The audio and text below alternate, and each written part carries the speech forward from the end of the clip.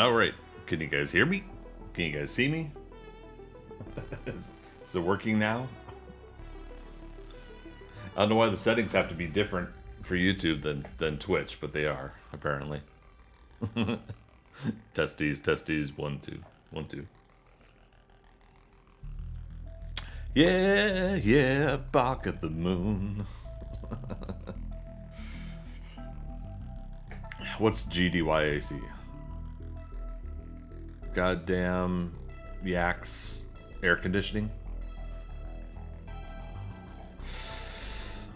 I didn't even comb my hair today. Look at that. Look at that. I got the Donald Trump going on.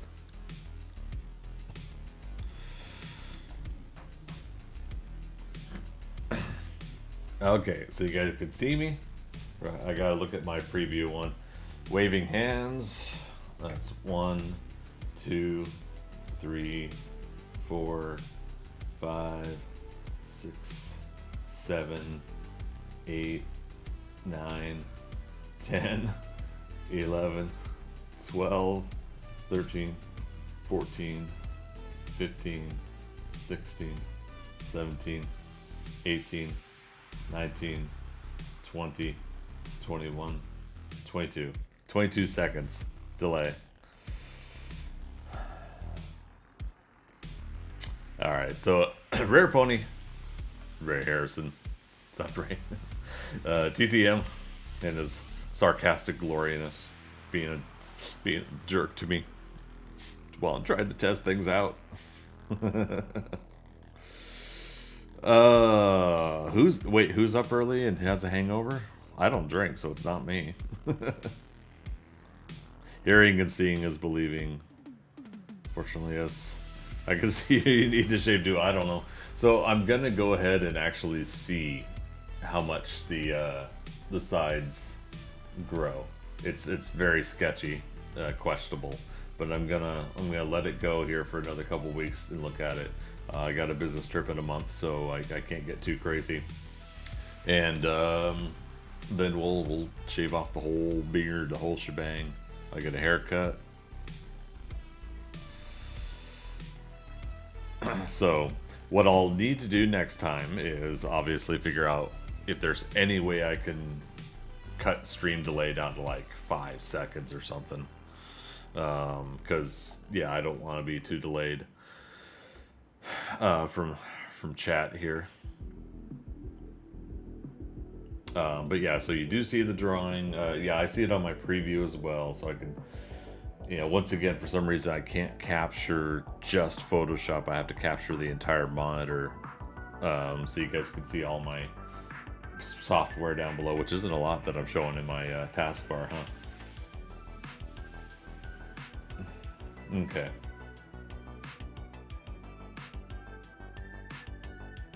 Awesome. Well, for the 2 people watching right now, the 2 people it says that are watching, we're gonna try to get this going. How is my voice along with the music again?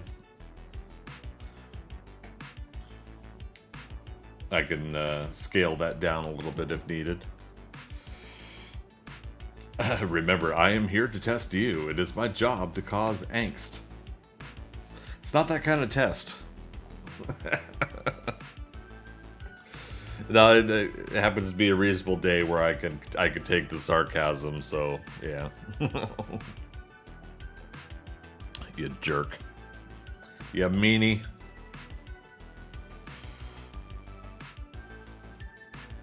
Let's see, kind of cool. I could detach chat into its own window on my screen and move it around.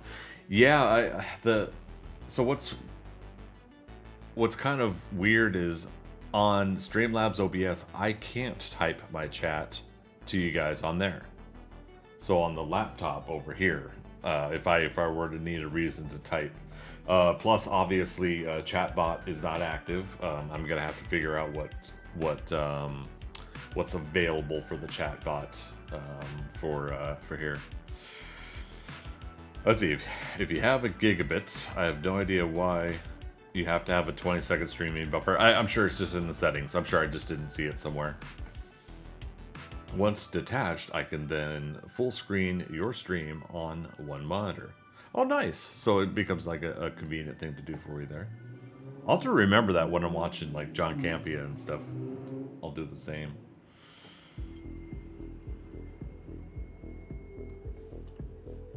Okay. Well, cool. Like I said, it's a test stream anyways. We are going to try to, as long as the, again, the pen cooperates here, we are going to try to do a,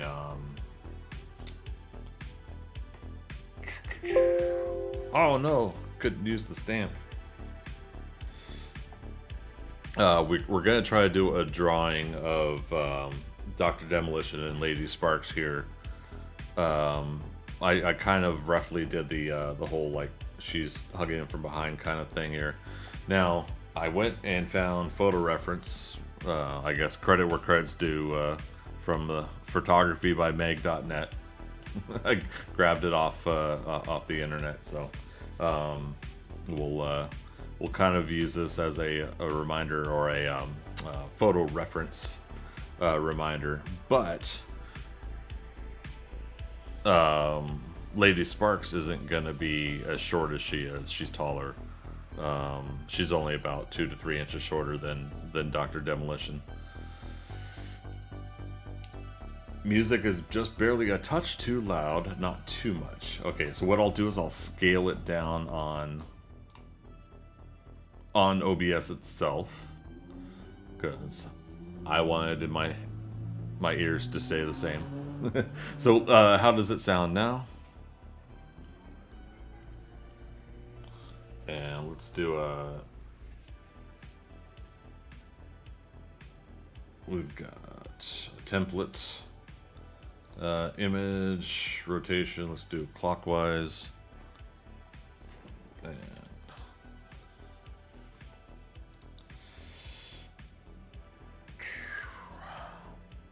again,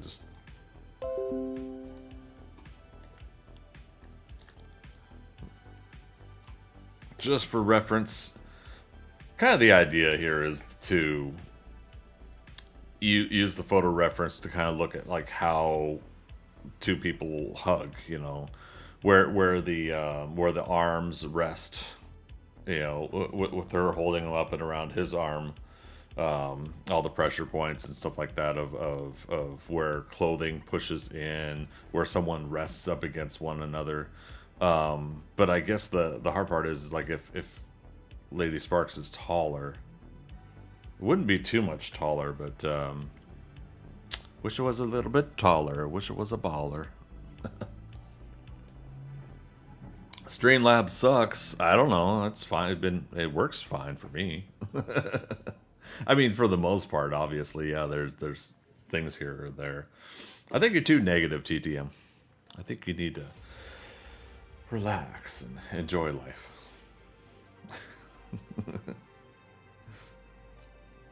Okay. So what I'll do here is I'll initially just kind of look at what this example provides me, and we'll then scale and move things to where we need to. I'm also going to try to do it keeping in mind the body differences. Dr. Demolition's a lot bigger and muscular than our gentleman here that's posing.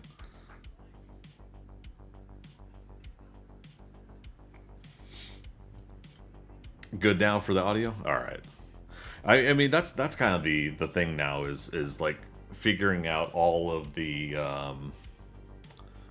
the different machines, or the wheels of the machine. What's the rage against the machine? I don't know.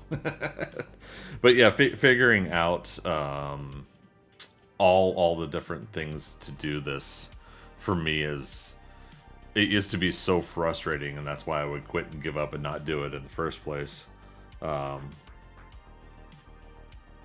Whereas now it's getting to be a little bit more understandable, and I'm trying not to just give up and actually try and actually learn things.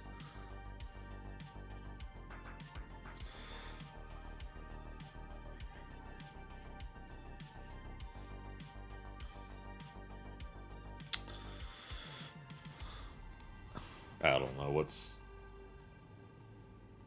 His head probably continues there.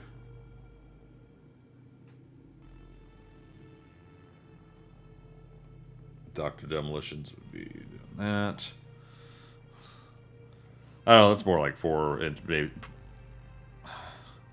I don't know. I suck. Not just because I'm a guy, that I have a hard time with size comparisons, but I just suck in general.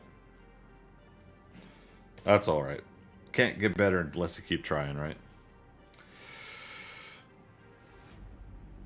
So streaming on YouTube, does your stream save convert right to a YouTube VOD? Yes.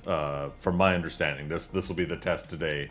But yes, it'll immediately go in, and then in my dashboard, I should be able to essentially, if I have to change the name, I could change my thumbnail for the drawing, so I could get done with like a full colored image, which I'm hoping we get to do today because I keep doing all these basic sketches. But yeah, I essentially could get that done and then later upload the new thumbnail to the drawing, so anybody that missed the live version can then watch the recorded version later, and they'll look at the thumbnail on my YouTube playlist. Call things as they are and not as I see them. Or what?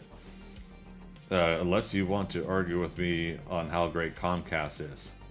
Comcast is wonderful.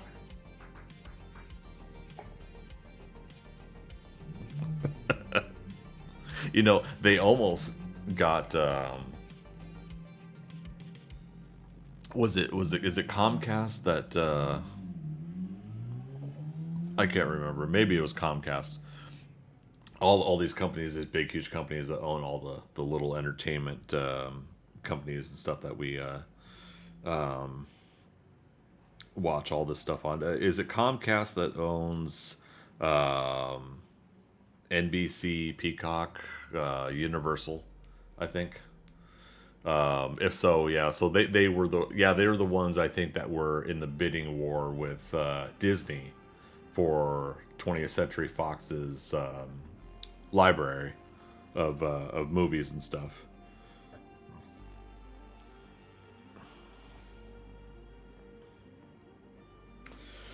Let's see. This seriously isn't bad at all, man. The picture is pretty good. Your camera looks pretty crisp. I wouldn't see this as much of a different from Twitch. All right, appreciate it.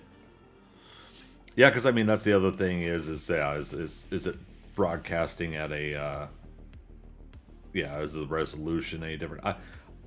Honestly, like I in trying to set all this stuff up on Streamlabs OBS, I feel like I definitely like skipped over some parameters because of I should have done like a test stream a couple hours ago, you know what I mean? Like a quick 15-minute whatever, and then watch the recording and look at the settings, but I think either way it doesn't matter because we're doing one now. It's what's to say this 1 to 2 to 3 hour or whatever, however long this is going to go, can't just all be a test anyways. Is this a test? Never give up, never surrender. Galaxy Quest, Tim Allen as Peter Quincy Taggart, Jason Nesbitt.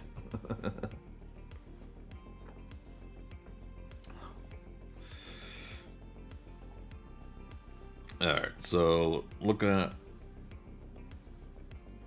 his head size versus her head size, let's actually go a little bit larger for her. Peter. Quincy. Taggart. Jason Nesbitt. Is it Nesbit or Nesmit? I can never remember. I think it's Nesbit, isn't it? Nesbit.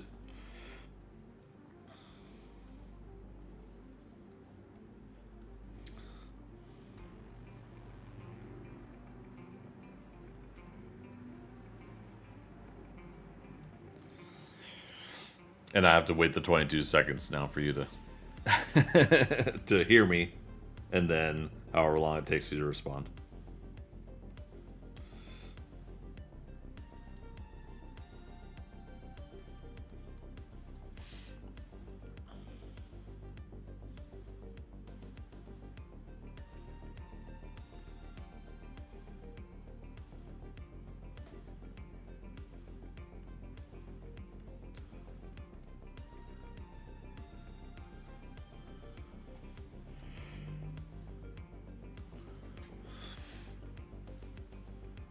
Yeah, I gotta admit to you guys, I haven't eaten yet today either, so I might either pause, do a new video, move over to Twitch, do something at a break time, or whatever. Um, I don't know. I should just get like some Jimmy John sandwiches or something. Ah, goodness me.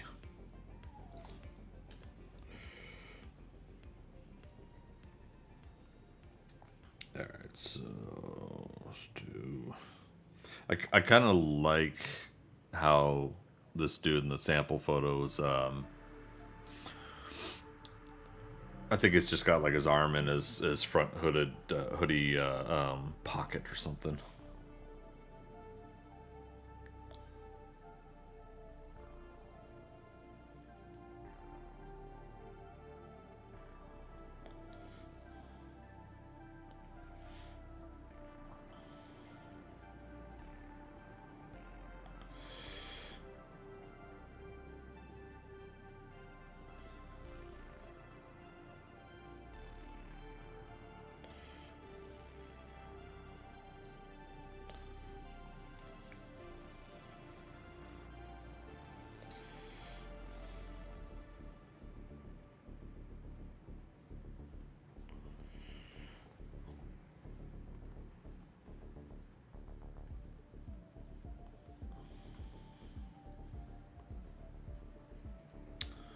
Okay, I think we've reasonably captured the pose.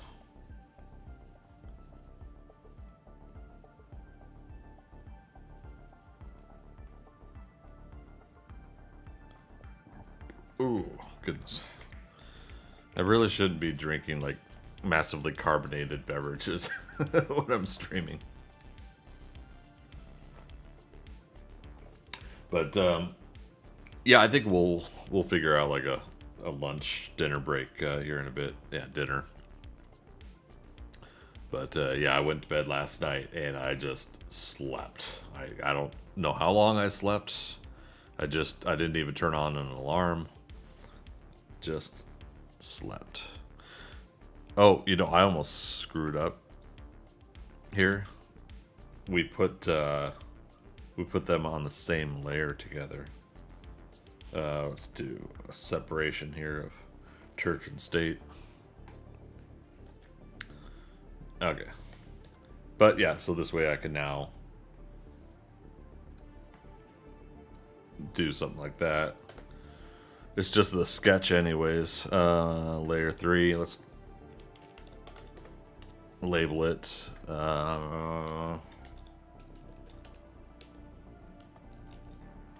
Photo reference. Alright, we'll turn that layer off. Line art. So line art will be the where we'll actually try to draw the characters. Galaxy Quest was so campy, but it accurately portrayed the convention crowd. I mean, it did in, I feel, a way that wasn't too overtly insulting. Like, I think we as geeks and nerds and fans of Star Trek, Star Wars, whatever we're into, I think there's a time where we can kind of step outside of ourselves and kind of go, okay, yeah, I am, I am a fanatic. I am a fan for this thing that I'm into, and maybe I do get a little excited and a little carried away, and there's a little bit of that fantasy wish fulfillment, right, of Justin Long's character and the others that they actually, let alone the actors in the show or in the movie, yeah, movie show for Galaxy Quest, Tim Allen's character, that the fact that they actually get to be a part of a real space adventure despite being actors. Just got back from a Chinese buffet. 4 platefuls was delicious. Oh, dude. All right, that's it. I'm ordering Jimmy John's. I had Chinese last. Oops. I had Chinese last week, so yeah, no need for it this week.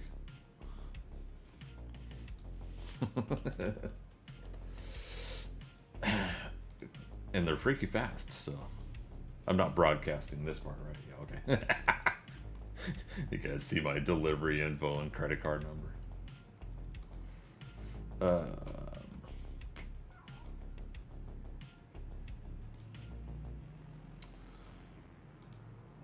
Let's see, originals. Turkey Tom.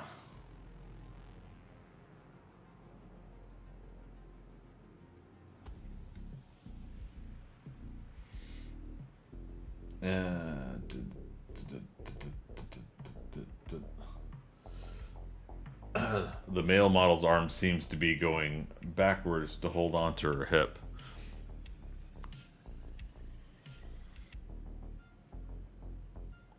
It does? It looks like he's doing the same as the other guy to me. Or are you saying the model, the reference photo? Yeah, to me it's like he's holding his arms in the hoodie pocket.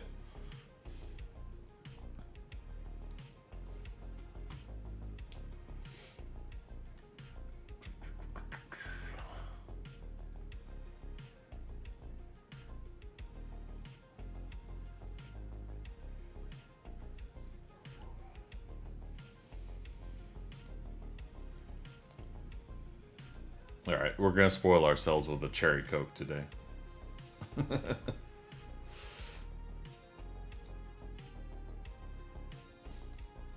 And cookies. I'm gonna get oatmeal raisin cookies.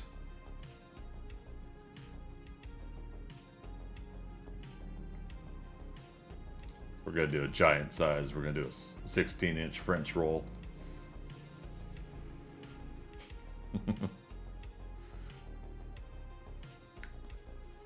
Okay. Let's get 2 oatmeal raisin cookies.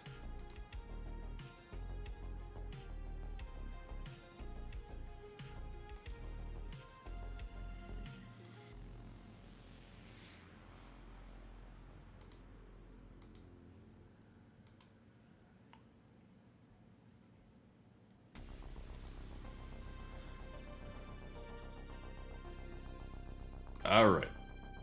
Food is ordered.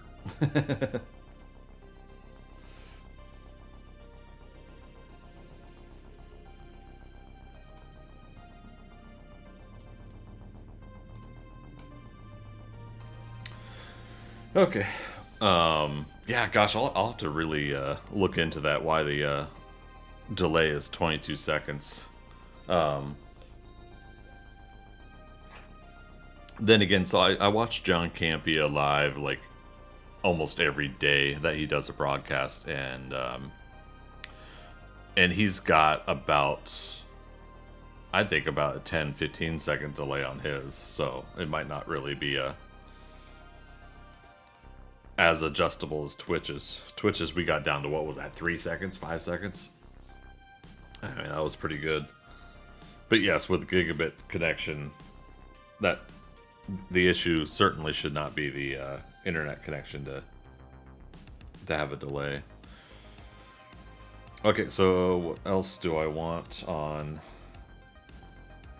here? Do I want to make this the original costumes that they have, the spandex and capes era of, like, think about 60s, 70s comic books, Silver Age. Or do I want to do this with their new uniforms that they're going to be in? Could do both. As a big project, I guess I could do both.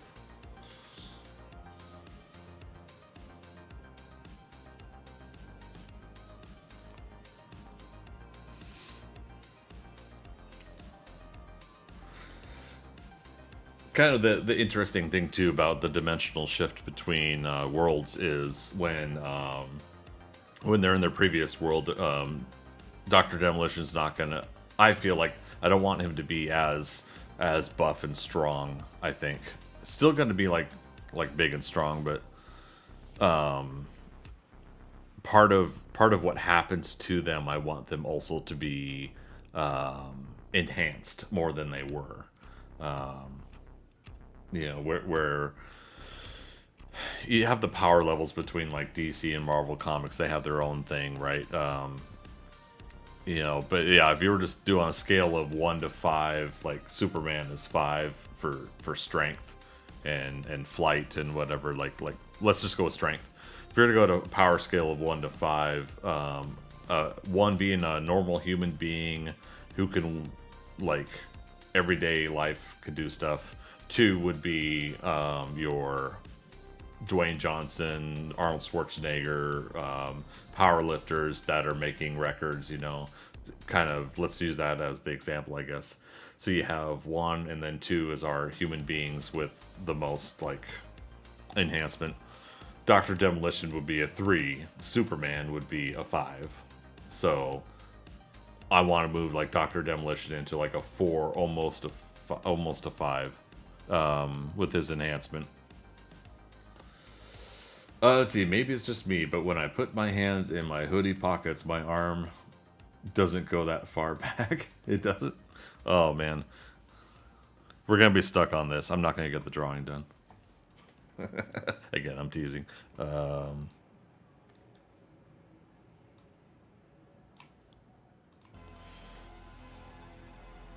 Yeah, because to me, he's like, that's the arm, right? There's his hoodie pocket.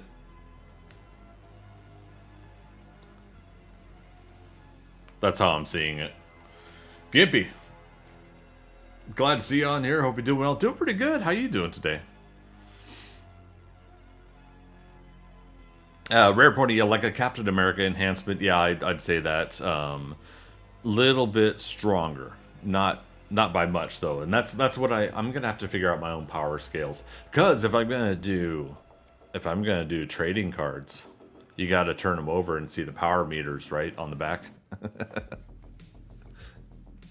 Oh man, so yeah, we'll see how it goes with all that jazz later on.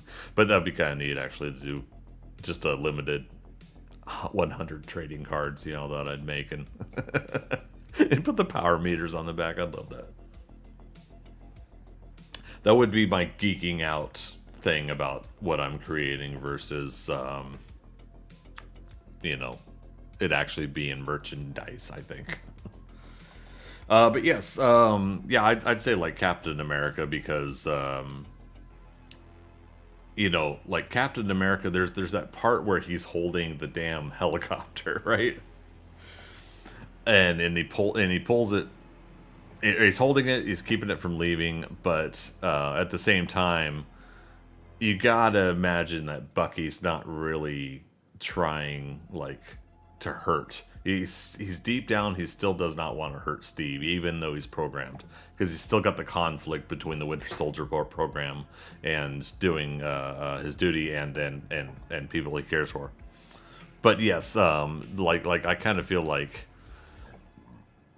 Captain America and even Bucky, you know, their strength levels are going to be more than your peak physical condition human beings. That all you're doing is I'm not gonna say steroids. People that do that, that's fine, whatever. But I'm talking about, actual weightlifting.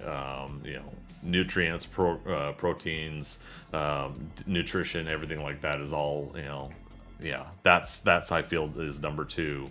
So then yes, like Captain America would be number three, because there's no way Captain America could punch harder than Superman. And you want Superman to then be that next scale level. And there's a reason I bring up Superman, but there's actually a Superman character in Doctor Demolition's world, and he is essentially the Superman, or what's other names for what? Have you guys been watching Invincible? What's Invincible's dad's superhero name? Not to mention all the top 10 strongest characters in the universe. Yeah, and I think it as a character creation exercise, it's good for, I think, a creator to sit there and actually create some sort of a scale, because then what you could do is, going forward, okay, there's no way character number 85 could out punch character number 43 or whatever, like on your list of characters. So if they were to engage, that you can write it so that, okay, this one's not as strong as that one, so therefore I need to create a scenario. If this one's going to win, how are they going to defeat the strength of this one? Oh, okay, there's this other weakness, or there's this other, whatever, But yeah, it's good to have those power charts, those everything laid out, I think. And yes, Edom will no capes. Let's see, just checking out the stream, Gippy. On the lunch break, how's the artwork side of things going? Not too bad, but not like as efficient as I'd like. However, I did spend the last 3 nights writing, and that's been pretty cool. Like, I was kind of cooped up in bed. I've been pushing the walks, and now just small weights, nothing heavy. I got like 5-pound dumbbells, but counter push-ups, crunches, up and down stairs, and I'm probably pushing it more than I should. But I'm feeling like I'm finally getting somewhere. But my body is still resisting because it's used to just being lazy. And I got to the point where my hips, like, I could not walk around the apartment. Like, I'm comfortable in my chair here, but as soon as I get up and go somewhere, all of the upper body weight resting on my hips, like, I feel like I'm gonna collapse on the floor. It's been that crazy of a change for me. But again, I think it's a good thing. So I basically I cooped myself up in bed to rest a little bit the last 3 or 4 whatever days, when I could. And so what do? You sit there. Well, I took the laptop over here, take it into the bedroom, put my cooling pad underneath it, not to cool the laptop, but to keep my legs from overheating. And yeah, I just started writing. And now I wasn't necessarily doing Dr. Demolition on the writing, because now I'm thinking about the Adventures of Tim Garn, the other story, and so it was just kind of an interesting scenario. Like, I got really hyped on these characters again the previous week, but then during the week, I moved over to my other. It's really my main story. The Adventures of Tim Garn is my main story, and Doctor Demolition here. I'm doing this whole thing on. Eventually, I'm gonna have a secondary camera that you're gonna look down at what I'm drawing over my shoulder as well. I have to put it here to look down here. Anyways, yeah. So the idea here is that.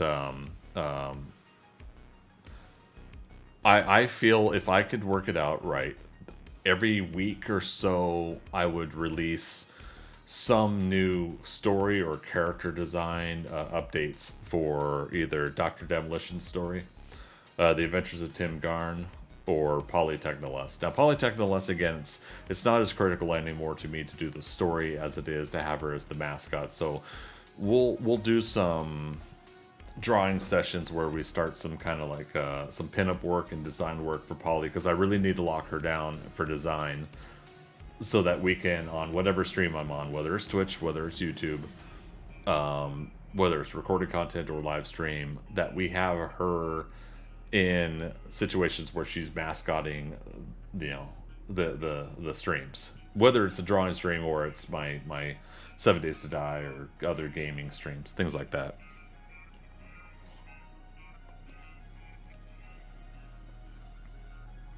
It's gonna bug me if I don't look up Invincible, because I don't think you guys.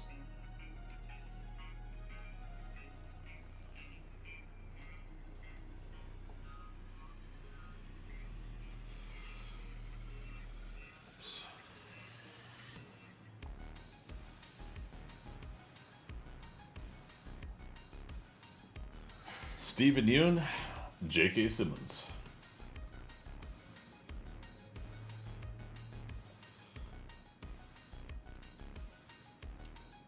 Ah, they don't say his name.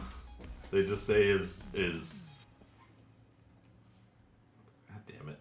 Invincible Comics. The son of Omni-Man. Okay, Omni-Man. Alright, well, anyways. Let me read chat here. Guess the picture was too small, didn't see his arm having the bend forward. Oh, no worries. But I mean, that's the whole visual, like, thing, you know. If I'm showing something on stream, that's the other thing. Oh, real quick, too. Are you guys watching on your phones? Are you watching on a PC, tablet? What are you guys watching on? I always think of Supreme from the Image universe, right? Being that next level up, right? Which is kind of funny. Superman, Supreme, right? Power scaling. If you think about it, chimpanzees are stronger than humans by nature, literally. It's because of the different musculature that they have so much more strength than humans do. And Gippy, yeah, thanks so much, man. I'm just trying not to push myself to getting sick, obviously. Like, you don't, because then you knock yourself back where you can't do anything for weeks and you got to start all over again, right? So the idea for me here is what can I do to stop stopping? Never stop stopping. Yes, people yelling outside. But yeah, never, to stop stopping. But I, push myself, because you have to anyways, for some of the strength, for muscular strength, right? You have to push it a little bit, have the muscles tear and rebuild, and then they rebuild stronger, and then keep up with my nutrients and proteins and stuff myself. So, so Gippy, you're on the phone, and Rare Pony, you're watching on PC. Okay, cool. Yeah, it just gives me an idea too of like of I'm just curious mostly, but what you guys are using. So, in Dr. Demolition's world, his initial universe that he comes from, there is a Superman type character that I call the Justicar, and lo and behold, somebody's racing by the apartment. So, let me see if I can remember how to spell this too, because I didn't really put much effort. I didn't put much effort into creating this character yet.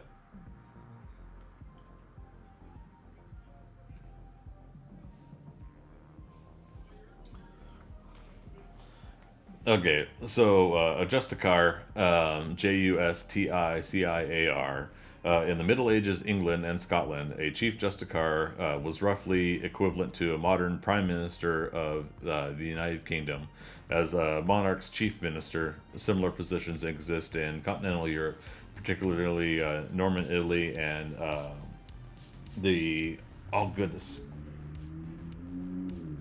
another empire I can't pronounce. The term is English form of medieval Latin, Justicarius.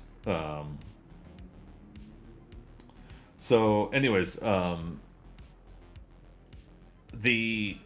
the reason I went with this partially is because maybe maybe it's going to be a bastardization, American English version of assumptions here, but of justice, basically justicar, justice, but in this case, being that it's got previous definitions of leadership, like prime minister roles and stuff like that. I wanted to essentially say that in this world that Dr. Demolition comes from, in a world that essentially you have a superhero like Superman who is judge, jury, executioner, sort of. In their world, they don't kill the villains. People don't die, of unnatural causes or whatever. The sun rises and sets according to their rules of everything's fine, hunky dory, golly gee, that type of superhero life, right?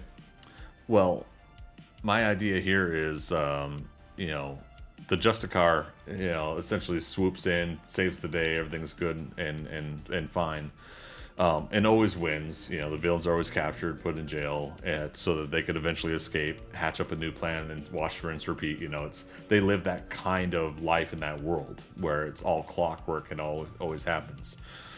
So when you take all these people out of their universe and into what I used to call Nexus Earth, I have a name coming up that I'm working on for the universe. But when they come into this world, same world that Tim Garn and the Adventures of Tim Garn, and him coming into this world, when they come into this world, the laws of their universe go out the window, and heroes start dying, villains start dying. Their coping mechanisms aren't there. Oh, 1 second.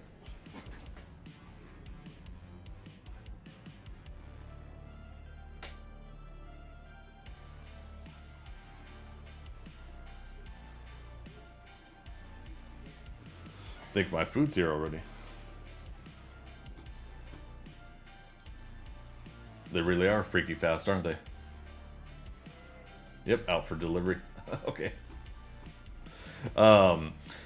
Yeah, give me a moment here to get the food. I don't have a be right back set up yet for this this computer, so if you guys could help me. If anybody new comes in, has any questions, can you guys just let them know? I'm just getting my food. I'll be right back.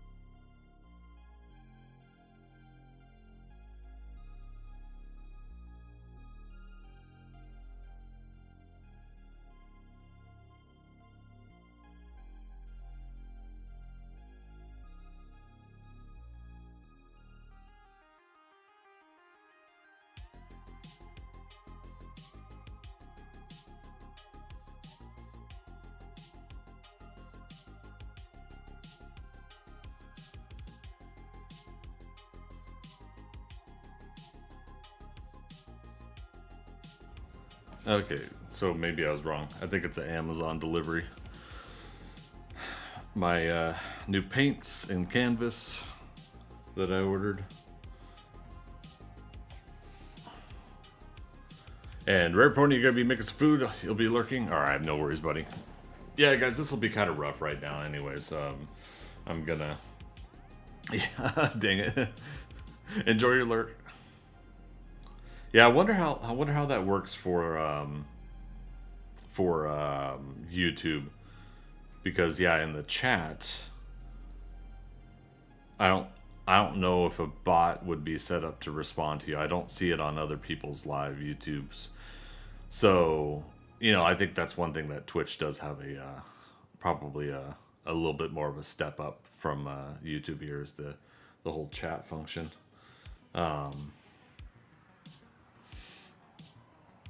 Matthew Wheeler, how you doing, man? Streaming on YouTube now?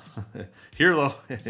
Oh man, yeah, that's gonna be the hard part, right? If you got a different name on YouTube than your Twitch name, right? Hirlo, it's good to see you, man. Yeah, just testing it out today. This isn't. I'm not officially saying I'm giving up Twitch. But yeah, if you guys hadn't seen recently, I did ask the question on how people would feel if I dropped Twitch. Harris Heller, Alpha Gaming, recently did it, and it kind of got me thinking. The one of the biggest things for me, or one of the biggest reasons for me, is YouTube keeps all your videos. As an affiliate, I get some of my videos to stay on Twitch for a while, but you can't keep them forever, and then there's no categorical playlist that you can build. And on top of that, there's no what was it, detectability, searchability or something like that. I kind of suck with words. Hey, why don't we broadcast and talk? Even though I suck at words. But yeah, no, that's one of the hard parts there is you can put in a search engine on Google or Bing or whatever, and somebody's video on YouTube will come up and people can find you that way. But you can't do that on Twitch. It doesn't work that way. Discoverability, that's the term I'm looking for. And but Harris Heller did do a follow-up video where he's kind of reminding everybody, that don't, really seriously sit and think about it, and that's what I'm doing. I'm not jumping ship. But I did want to at least see what it was like to use Streamlabs OBS, because I've done some live stuff 3 years ago on YouTube, which is right before I went to Twitch. And it was I can't remember. I think I was using XSplit at the time, and it was pretty quick and easy, but there wasn't much to it then. With Streamlabs OBS and with what I know of it, I'm able to put a little bit of a graphic window here and overlays and whatever, and I was still able to connect to my Stream Deck for muting and unmuting the mic. I have to put the Be Right Back sign in though. It doesn't carry over your same items from your Twitch login on Streamlabs OBS over to your YouTube login. I think if you upload, or if you tell it to have images, it should carry over. But that's not going to help right now. Hello, my freaky darlings. Hello, my freaky darlings. I don't know that one. TTM. That one's not ringing a bell.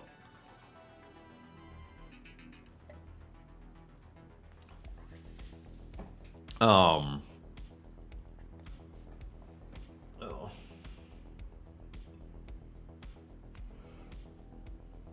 Oh.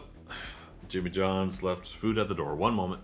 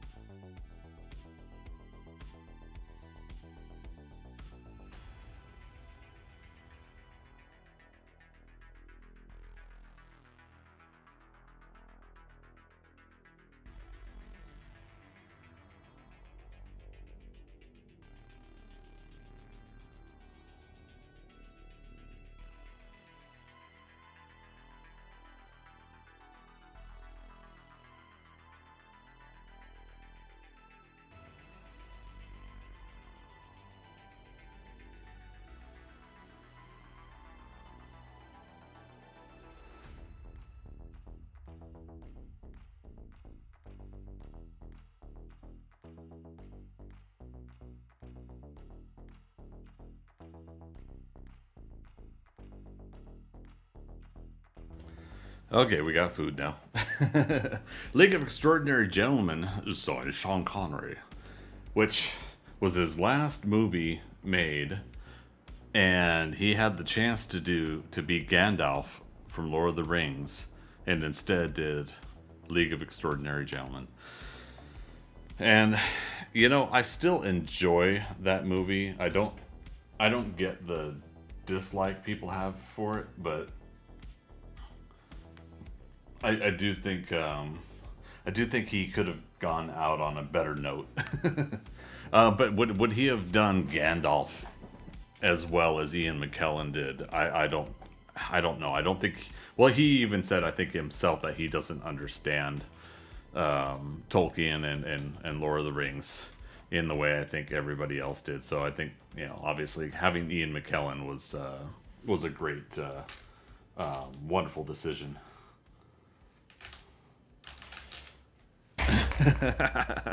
Morning. Yep, doesn't work here. Well, okay, so here's that bot that does the audio commands. It's just calling up audio commands, right? So, yep, that's me starting up the chat bot.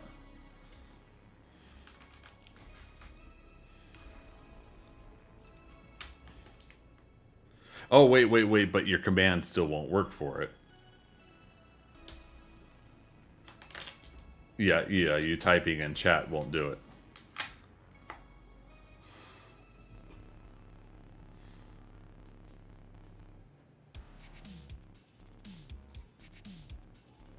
Damn, okay.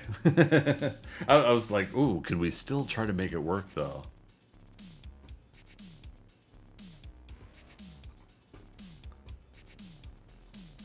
Yeah, that's a bummer. I was trying for you here. Well, I was trying.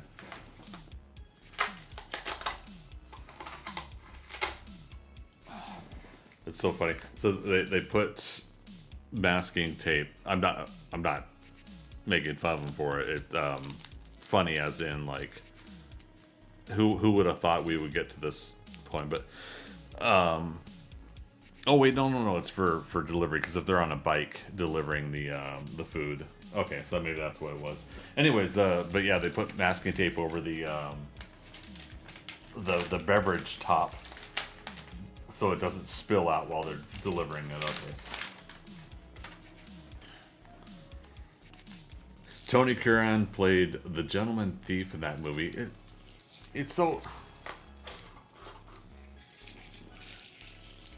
like I remember like some of the graphics were really fun, the visuals were really fun of League of Extraordinary Gentlemen. Like Venice crumbling and falling apart, them having to wasn't it Venice, Italy? Um I think it was yet another situation where studios were trying to think of possibly setting up maybe a franchise instead of just letting the self-isolated story and characters and everything develop and work as they are in that one contained story. And then if people like it, then you could do a follow-up movie. But even then, like, it wasn't yeah, when did that come out?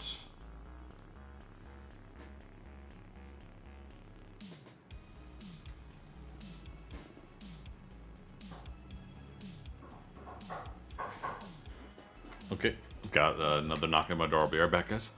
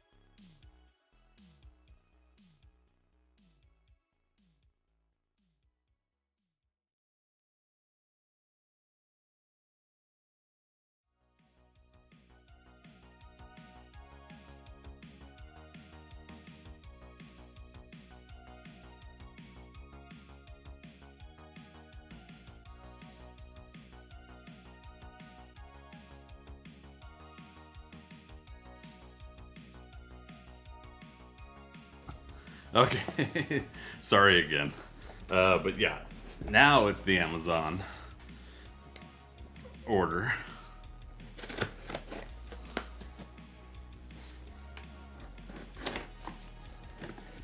Pearson, what's up, dude? How you doing? Let's see. The only reason the original band wasn't part of the movie was because I remember them not being able to get the rights for the character created by H.G. Wells. Oh, okay. All right. So, real quick. Oof. I picked up two 0.5 millimeter pencils, and it's got some leads in it. But that way we could not only do not only are we doing digital art, but I am going to be doing traditional as well on Bristol board. This is a 9-inch by 12-inch Bristol board, which is a common one that I used to work on. I used to do, you cut that in half down the 12-inch line, so it'd be a 6x9, and then I had 6x9 top loaders that I would then get like Copic markers to color. So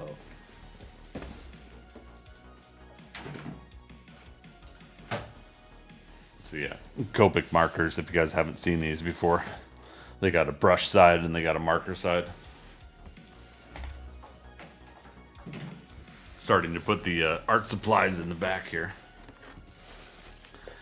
You have a memory of the truly worthless trivia? Nah, it's not worthless if it becomes something that it becomes part of discussion, enjoyable discussion at that.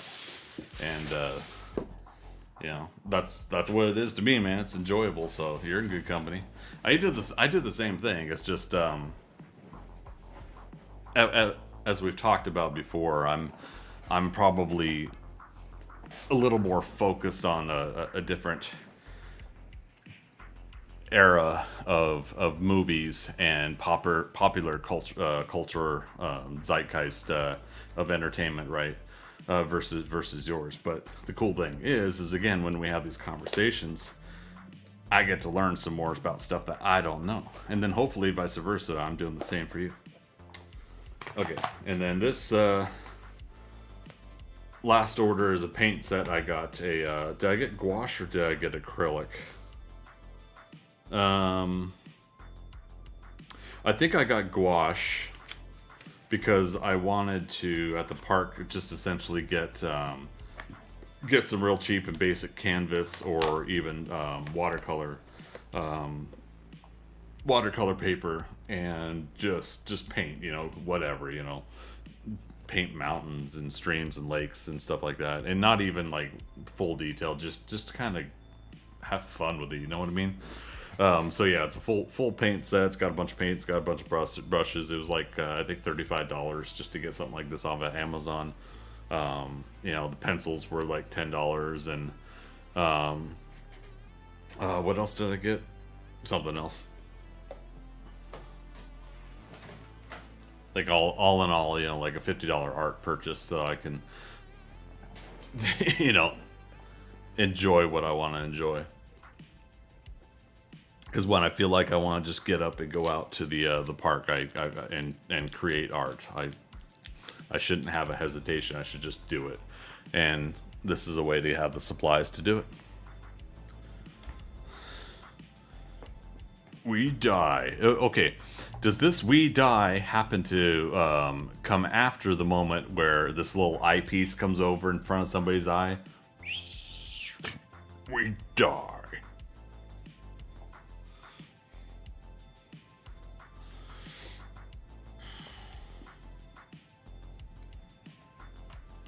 Okay. Is everybody here? Were you guys hear what I was starting to talk about, the Justicar and Superman and everything like that? I do apologize. I had to get food and had to do all that stuff. So while I take a bite of food, let me know if you guys still want to hear further on that Justicar character.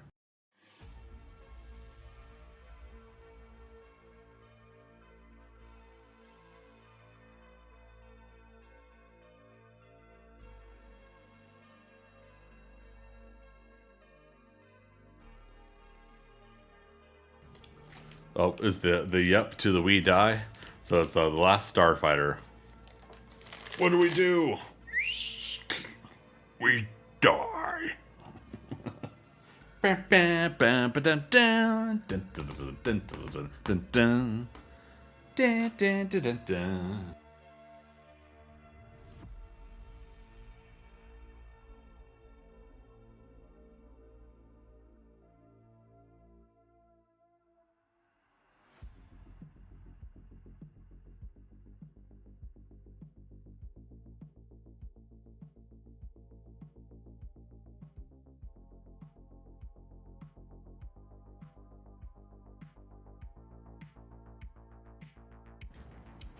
All right. So yeah, one of these days I will remember to eat before doing my live streams. But today is not that day.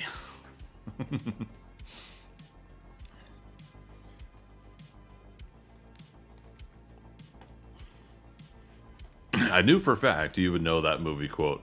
You can quote so much of that movie that even I'm impressed.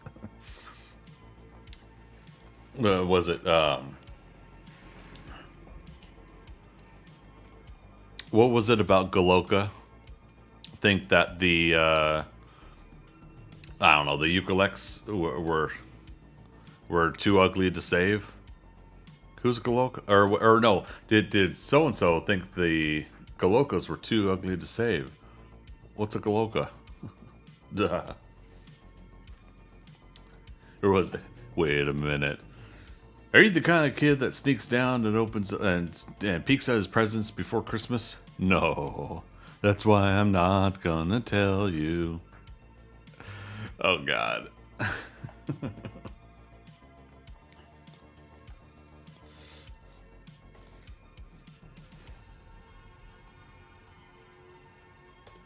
Yeah, I really do. I do hope that they get to do this Starfighter project that they're working on right now.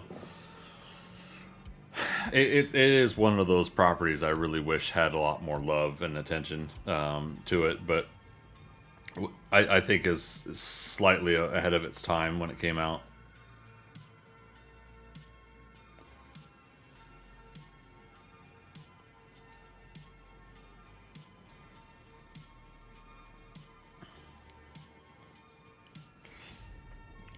Okay, so again, the Justicar. So basically, yeah, he's just basically a Superman character, but he's also, leader of their major city, whatever that name's going to be. I'll come up with it sometime. It's probably not going to be relevant or important, but because the idea is I want to build at least a little bit of backstory for Doctor Demolition, Lady Sparks, Burn, Professor Proteus. There is two other brothers that Lady Sparks has, and I think it's essentially going to be like I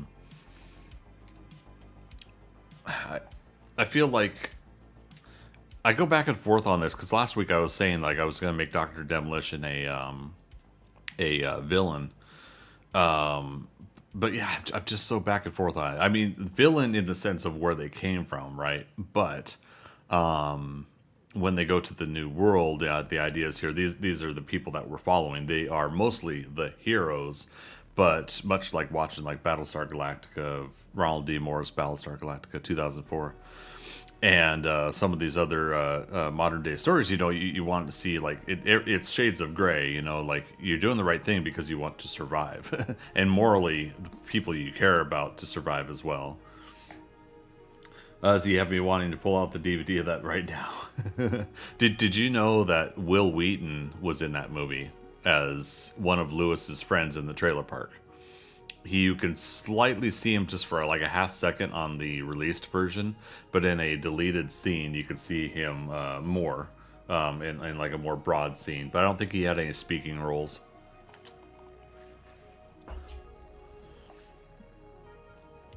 Yeah, I think that was at least a couple years before Stand By Me. Maybe 2, 3, or 4 years. I don't know. But yeah, so yeah, the Justicar. The idea here is that this isn't something that I want necessarily as a. Some of the things I'm going to talk about are going to be essentially spoilers for the story, but I think for my case of what I'm building here and what I'm allowed and comfortable with saying on stream, it's you guys are going to come along with me on the journey as long as I can continue to do all this, and so what I started designing and developing some of this last couple nights here where I was trying to lock it down. But essentially, when a dimensional shift happens, it's a 50-mile radius, and basically everything in one big spherical scoop, like a scoop of ice cream, or ice cream scooper, scooped out of their universe and plopped into what was again previously called Nexus Earth. It is a nexus for Earths, and essentially, all the trees, the rocks, the buildings, the people, the animals, insects, the air, whatever, so I mean, in theory, you could accidentally, some random dimensional shift can happen in a toxic environment, and then that air is toxically released into this world. I might do that with a story at some point, but. This happens every like 100 or so years or something like that, and I'm trying to decide if I really want it to be a like a mathematically calculable thing. Like people know every 100 years a dimensional shift happens. Where does it happen? Well, it happens within these ley lines, within this, whatever. I'm still trying to decide like if I want it to be that predictable. But what happens is the rift energy on the exterior between dimensions part. For at least several weeks, that rift energy is still there as it dissipates, right? As it goes away. If you are a living being, it could be even a fly or a gnat, it could be a rabbit or deer. Oh, not a rabbit. We don't hurt the bunnies. I promise. It could be like a deer or a bear or whatever, but it also could be a human being. Essentially, your life force, your life energy is pulled out of your body and into the rift energy. It just sucks down. And I mean, I don't know how technical I'm gonna make it. It's like, is it gonna be just like the equivalent of here's the rift energy, and boom, as soon as you touch it, that's when it happens, or it's as you get closer to it, it starts slowly pulling. You're like within 20 feet of it or something like that, and then it starts pulling it out of you. You lose 1 year of life the moment it starts affecting you. I don't know. But this is essentially my comic book universe's answer to zombies. Essentially, when the rift energy pulls all of your life force out of you, essentially who you are, your soul or whatever, you become a lifeless corpse walking around hungering for your life force, or a life force, the remainder of your existence. And so essentially as zombies, as the minimal thought process of the brain that it has, it hungers for flesh and blood, because that's all it knows is if you are alive, all it wants to do is consume. And so that's why zombies in my universe will have that consumption need for other flesh and blood creatures. And I wanted to create a kind of a way that was a little bit metaphysical, or a little bit of a little bit sciencey, a little bit of mystical, I guess I should say, but a reason behind why the zombies were what they were. Other people have done obviously like the government experiments or aliens. Like one of the Walking Dead theories is that it's an alien meteor or whatever. I don't know. But anyways, I specifically want to make mine part of this rift energy, because then it gives me also a reason to have the rift barrier to be dangerous, and to have zombies in my comic universe.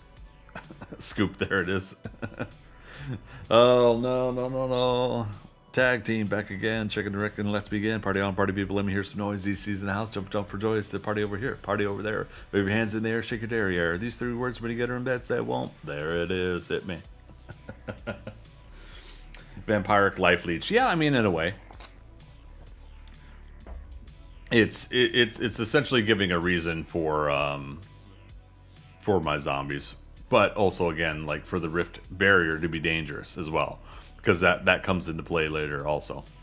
So, knowing that that happens, what happens when your Superman character goes through that process?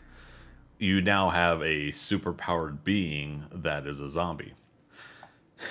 Now, the very frustrating thing about this fact was, I'm pretty sure I read an advertisement or something somewhere, and some of you guys might know where this is gonna go, but I legitimately thought, like, wow, it would be cool to have your superhero character turned into a zombie, and then you have that super zombie threat, right?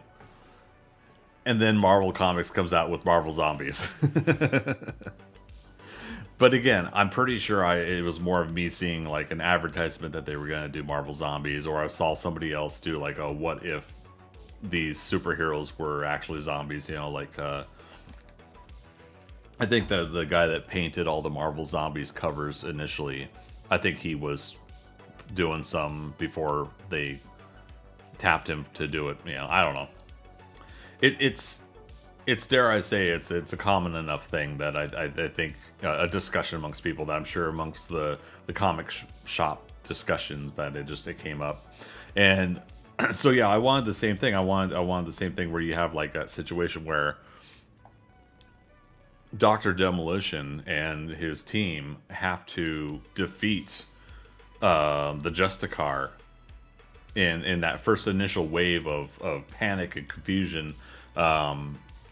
You know, people being in a new dimension and they're literally losing their minds because, you know, someone can get hit by a car and die, and they don't have the coping skills and understanding that this person is dying. There's, you know, they got hit by a car, they're bleeding to death.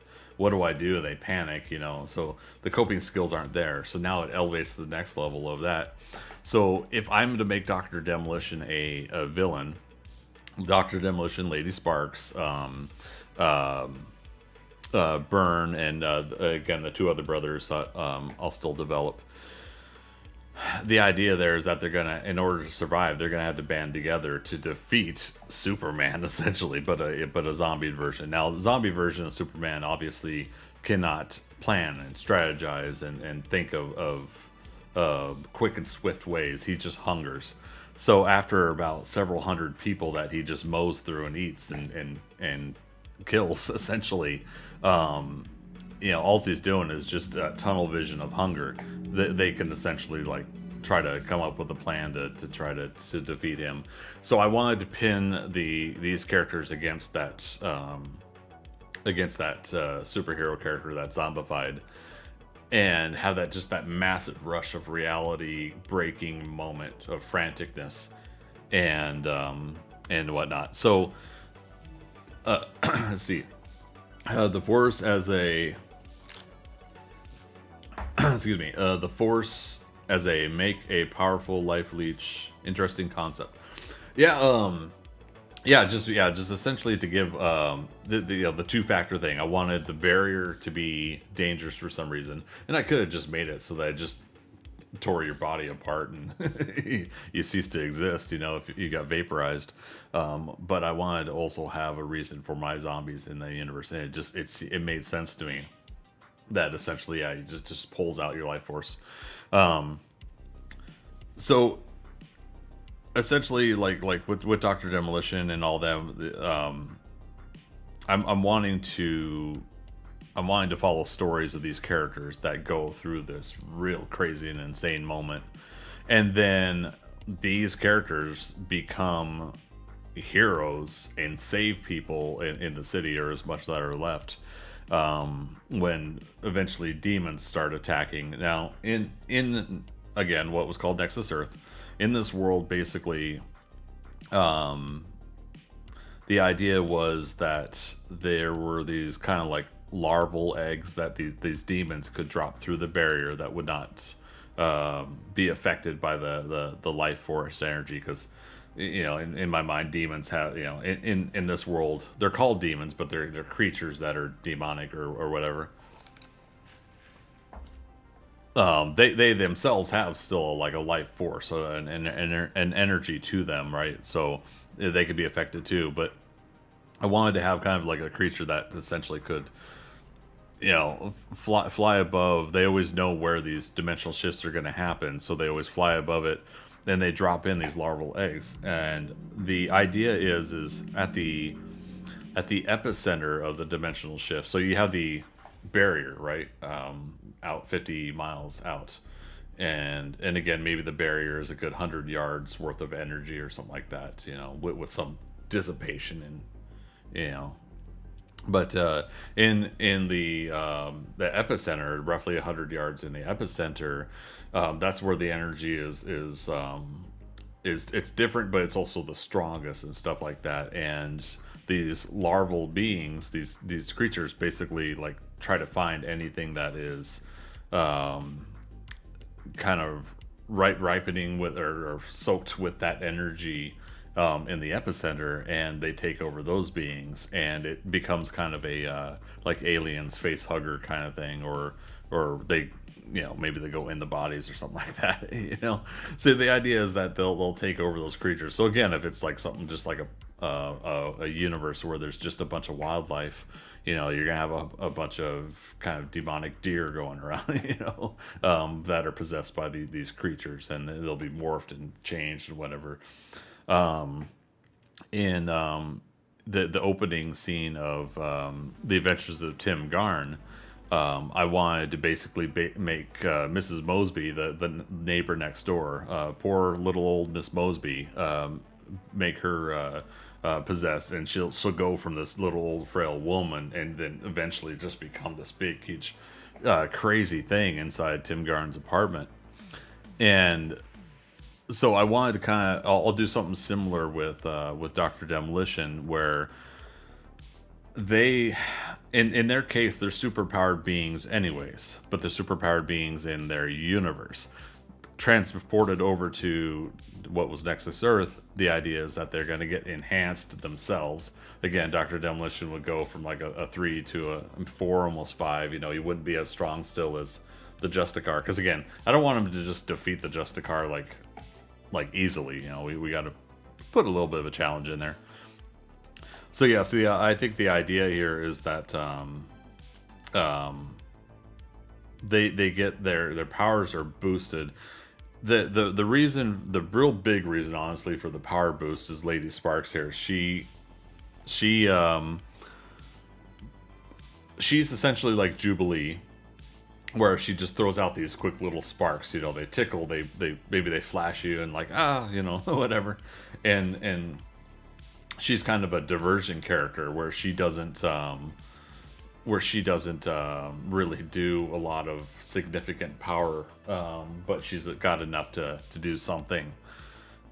Well, her powers essentially get amplified the most, and she freaks out, and essentially, like, when someone either pulls a gun on her or whatever, like, before I thought I was going to have Dr. Demolition and Lady Sparks as heroes. I was going to have them stopping a bank robbery, and the robber in the ski mask pulls out the gun and whatnot.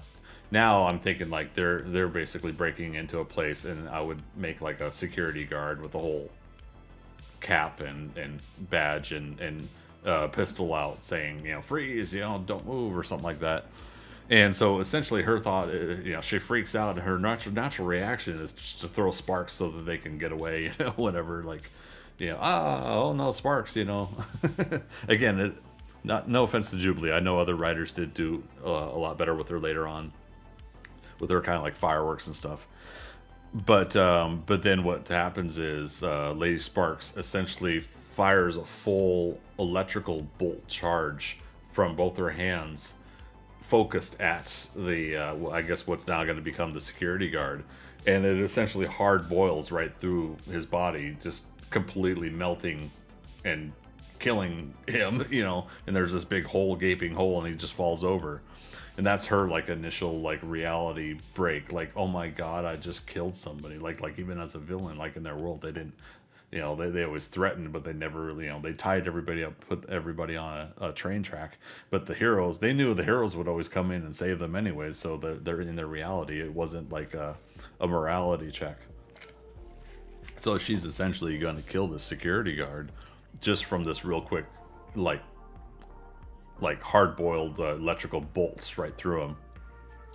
And and then that's also going to be something where Dr. Demolition is like, oh my God, what did you do? It's just like, I don't know. And then you'll start seeing other people panicking and freaking out. Then you'll start seeing some of the demons, and then you start seeing some of the zombies as well. So there's the cascading effect. When the dimensional shift happens, I roughly wanted to make it like you get a night's worth of rest. You get 8 to 10 hours. It knocks you out if you're not on the edge of the barrier, that 100 yards part. If you're not in the epicenter, you get kind of knocked out for 8 hours. Well, I think the epicenter people do get knocked out for 8 hours as well. I mean, it's not an exact science, but people get knocked out for that long period of time. And so I figured it within 8 hours of time, within a 50-mile radius at that point, slowly from the edge of the areas, that's when the zombies will start coming in slowly and stuff. So as time passes, eventually they just start causing chaos. Zombies in my world too will be the slow moving zombies. They'll essentially be just the as long as they got muscle structure on their legs and everything like that, they'll essentially just be walking everywhere, feeding. Sidekick, basically like Lady Sparks is his sidekick, but also his wife. And when I was initially developing them, I wanted to, not because I believe in it, but because I wanted the characters to believe in it and be in that world. Essentially, the idea in that kind of old comic book principle of women could only be sidekicks if they were superheroes, same as sidekicks were usually the teenager sidekick or whatever, that trope. So I wanted Lady Sparks to kind of be that way as well, to that she herself was just not as powered up. And so same thing with their physical forms and stuff like that. So they're basically, if I didn't already say it, they're basically around the epicenter of the dimensional shift when it happens, and therefore then the powers get amped up. But at the same time, like I think I'll make her like, I don't know, like 5'7", 5'8", or whatever in her previous world, but then she's like 5'10", 5'11" now in this new world. And same thing with Dr. Demolition. He increases his mass a little bit. They both become stronger. Lady Sparks will essentially go from a normal human being, a 1 on the scale, to about a 2, almost a 3 for her strength. And same thing for her brother Burn. Burn will be kind of like Pyro from X-Men, where like he could, if a fire was already there, then he could control it to actually creating fire from out of nowhere. And then same thing with him, like his strength, like he's already kind of a bodybuilder character in their world, and then so his strength is going to get even amplified. He's going to get even bulkier and whatnot. So it's one of those things where I'm really hoping to do that with these characters. So an hour and a half later, and I still haven't finished up most of my sandwich.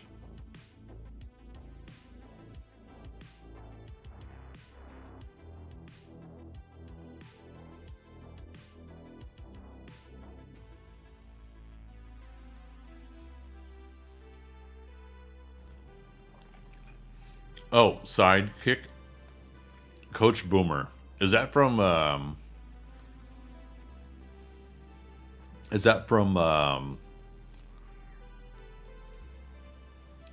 Superhero High, or what was it called? Fly High, Sky High?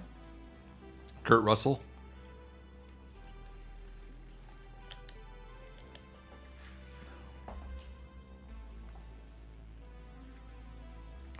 Bruce Campbell? Sidekick, I think.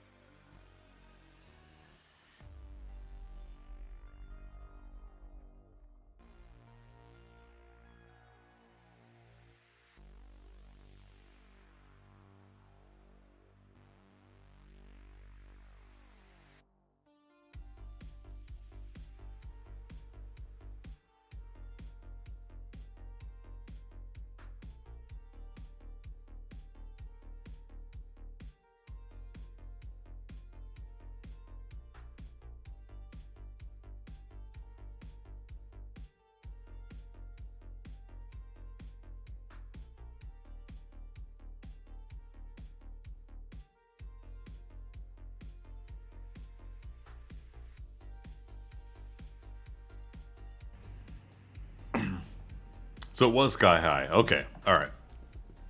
Yeah, I remember I got a 22-second delay, unfortunately. And with as rapid as I am sometimes as topics as I jump around, don't forget if you need to add the context. But yes, okay, so yeah, Sky High. God, when was the last time I saw that?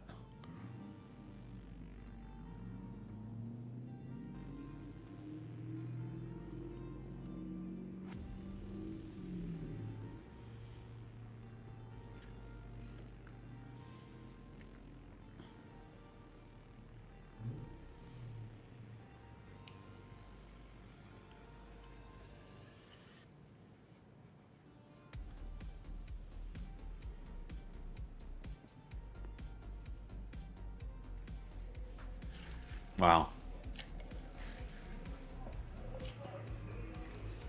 But yeah, that's yeah, so Kurt Russell, oh, what's her name?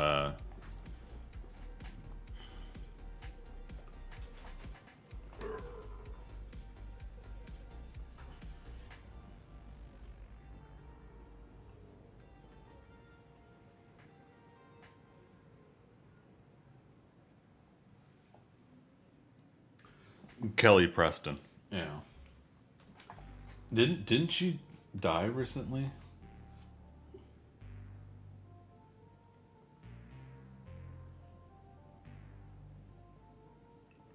Yeah, she passed away last year, didn't she? Wow.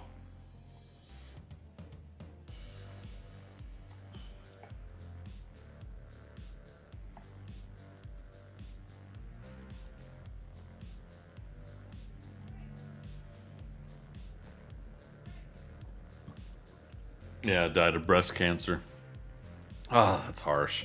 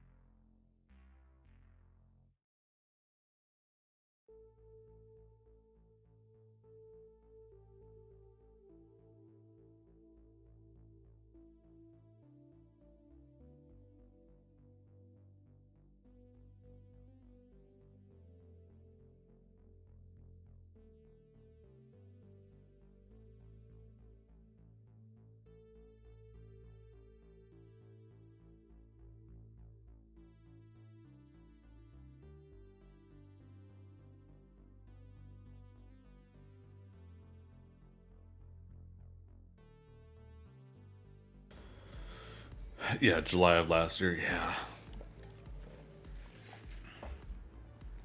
Yeah, that's something else because they also lost a son many years ago too, if I remember correctly.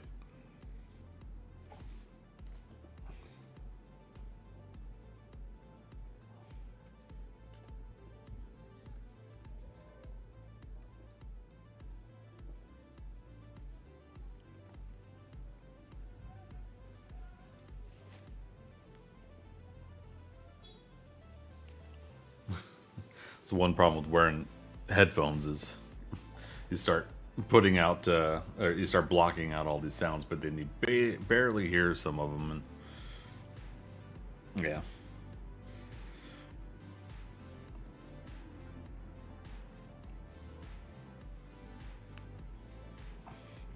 Last quote. Okay, what you got?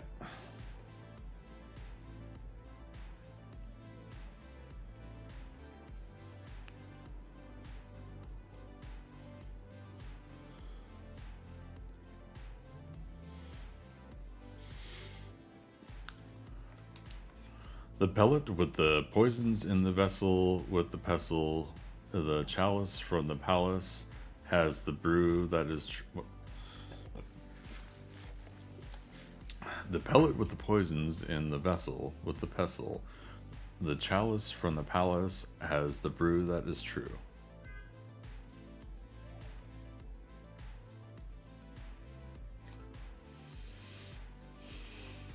You know my first thing I'm gonna say. I should know this. The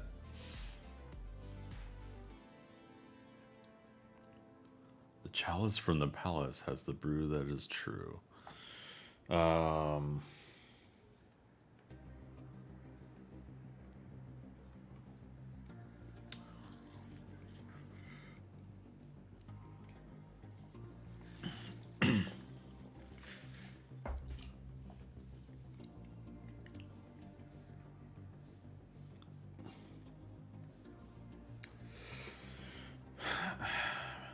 Hirlo. Trying what? Had to leave and just got back? Trying what? I'm not sure. So yeah, unfortunately, because of the delay, again, it's about 20-25 seconds delay. I'm not even sure what I was talking about that you're responding to. Sorry, bud.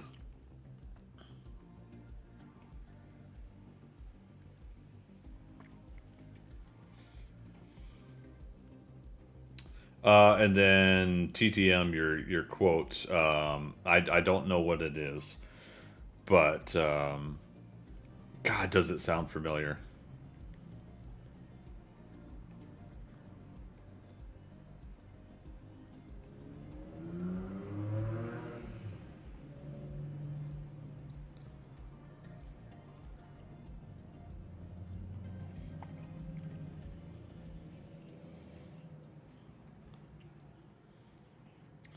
Yeah, future streams. If I do them here on YouTube, I will try to do what I can to reduce the delay.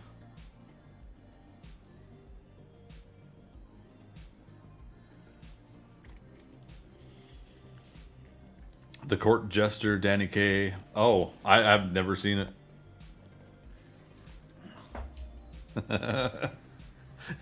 but saying Danny Kaye makes me think of National Lampoon's Christmas Vacation. Was it will be the happiest bunch of knuckleheads since Bing Crosby tap danced with Danny King Kaye.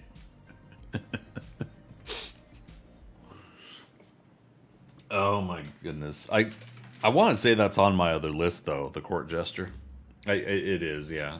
I got like another 50 or 100 movies on list that are not on the AFI 100 that I'm going to be eventually getting to.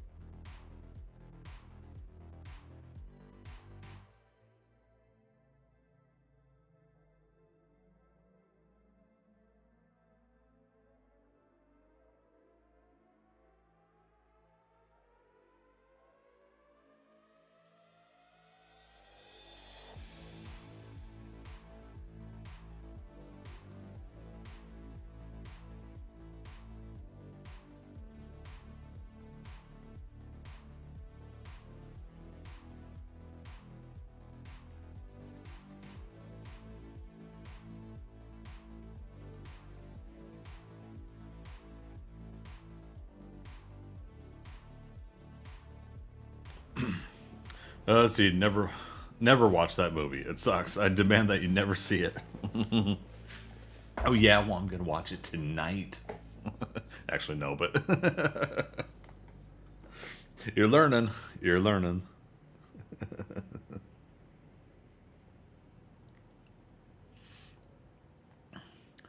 Yeah. Again, it'll be interesting to see.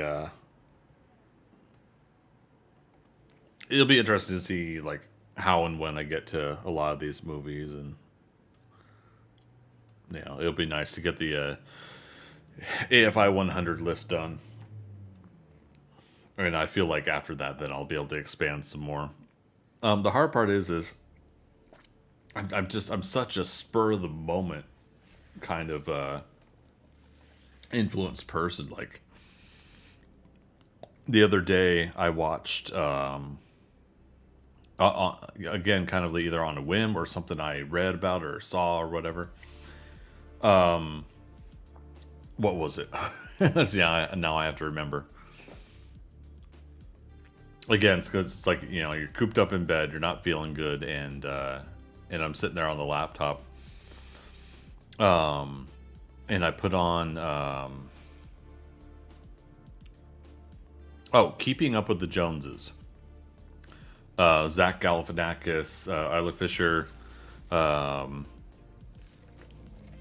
Wonder Woman, Gal Gadot, however you say her name, and damn, is it John Hamm? Oh my god, like Gal Gadot and John Hamm are just so damn gorgeous, both of them.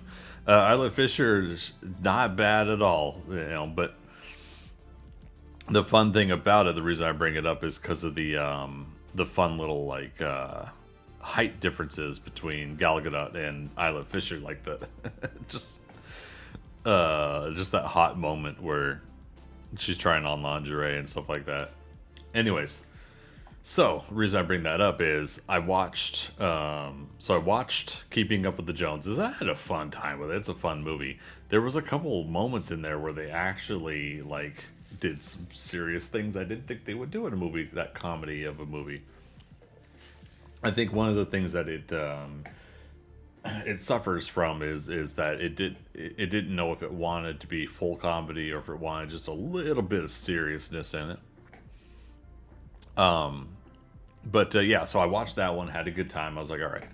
And of course, naturally, like since I watched it on Amazon, I wasn't sure like do I want to watch another movie?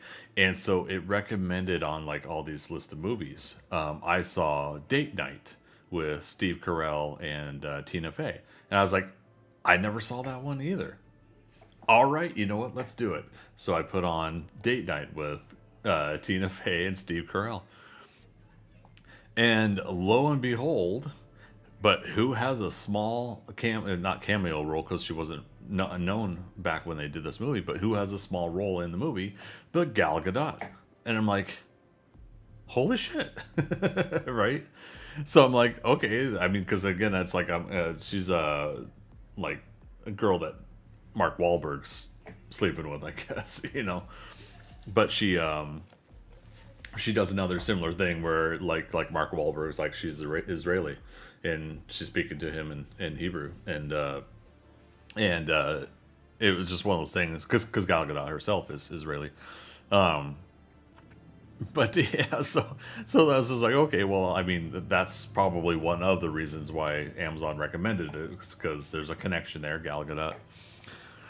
And so then that movie was done. I had a good time with that. That was fun and funny. I think Keeping Up with the Joneses was funnier. Then I was like, okay, I got enough energy. Let's put on a third movie. I had never seen... I never saw those previous movies until then. And then Night and Day with Tom Cruise and Tina Carlisle from The Mask. Oh crap, I can't remember her name now. Cameron Diaz. So I watched Night and Day with Cameron Diaz and Tom Cruise. And guess who has a small role in that movie as well? Gal Gadot. So I had seen 3 movies in one night that I had never seen before, back to back to back. This is while I was waiting for the Falcon and the Winter Soldier to the new episode to come up.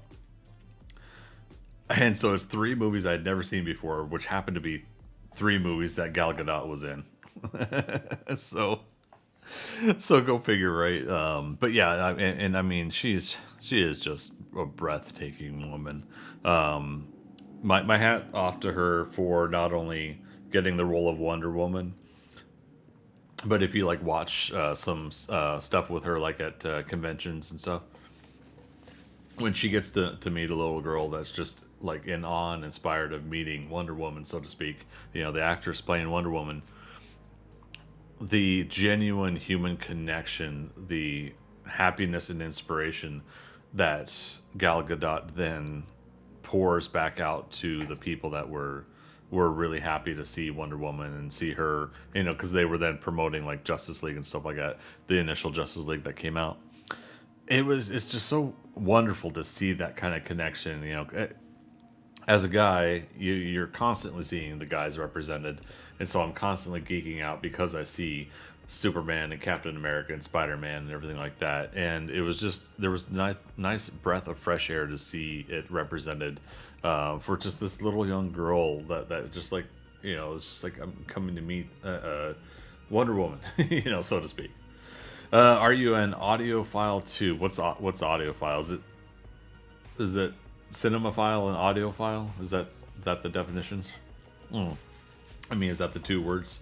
And then, yeah, what does audiophile mean?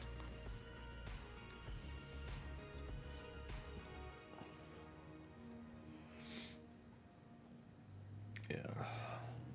Feeling her hair. She got dark brown, like dark brown hair. I was going to make it like black, but...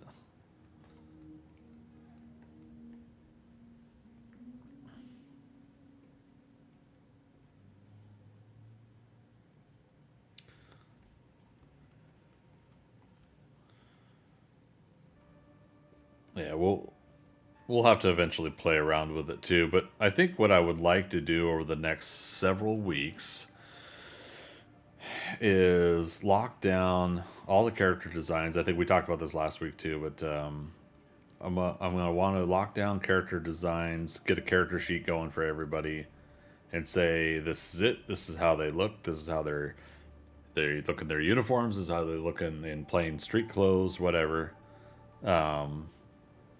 Yeah, do whatever amount of variations I need to do. Since it's digital, I can just swap out another layer of work or whatever.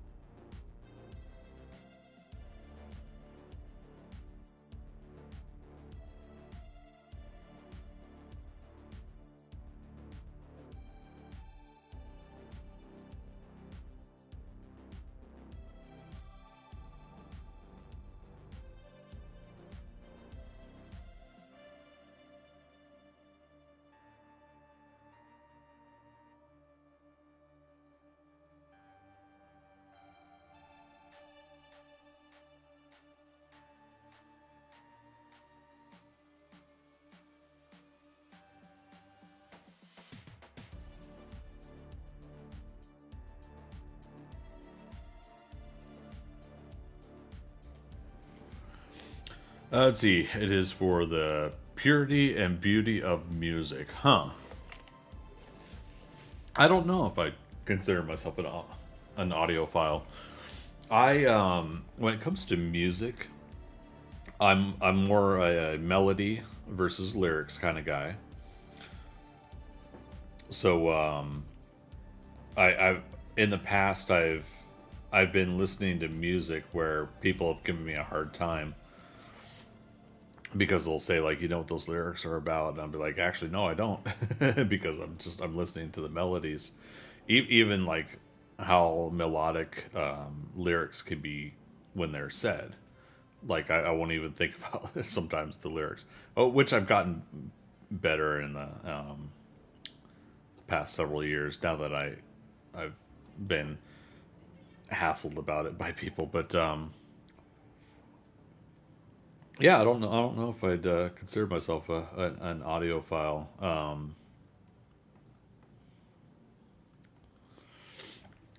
Purity and beauty of music. Huh. I don't know. Good question.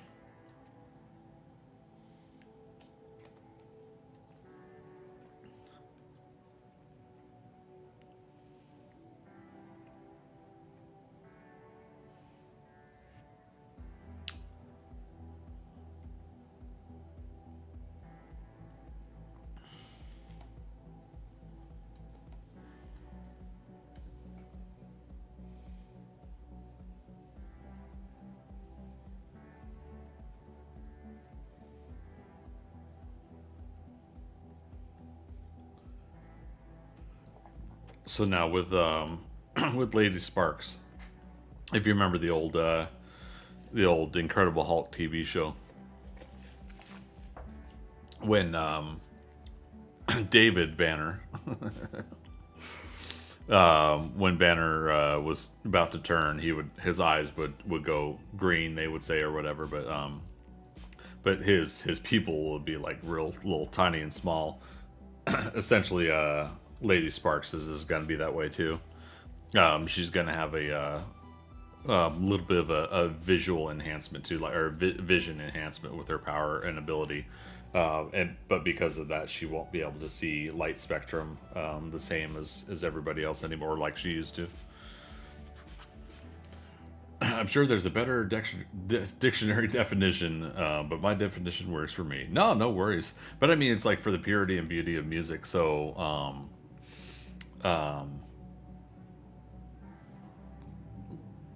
yeah, like what's a really good example of melody for me lately? Like I've been listening to this song over and over again by, is it DNCE? It's one of the Jonas Brothers like next band or whatever that he's done after the Jonas Brothers, and it's they have this song "Cake by the Ocean" that there's something about it that like for me it's the melody of it is what I cling to and I play over and over again. But yeah, it's like the part where it's like talk to me, baby, dun dun dun. Let's lose our minds and go fucking crazy. Yeah, it's just like hi yeah yeah yeah yeah yeah. Keep on hoping we'll eat cake by the ocean. But like there's something about how it's dun dun dun dun dun dun dun dun dun dun. Like how they go into that dun dun dun dun dun dun dun dun dun dun. I don't know anything about reading music or what you know, what chords, what lines, whatever, to read and write music or whatever. But there is still those melodies that stick in my head all the time, and I don't know. But yeah, then I found myself going back to some of my old techno stuff from the late '80s, early '90s, going into like a little bit of the Prodigy and Chemical Brothers too. Like, you know, part of the reason why I definitely like this synthwave channel for Harris Heller's stream beats is just there's this constant, it keeps the nice little flow. It's not overpowering when I'm talking, at least not in my headphones. Kind of feeling. I've been enjoying music that's been pumping me up for work lately, or working out lately. Yeah, which I'm sure everybody can relate to, but I don't know.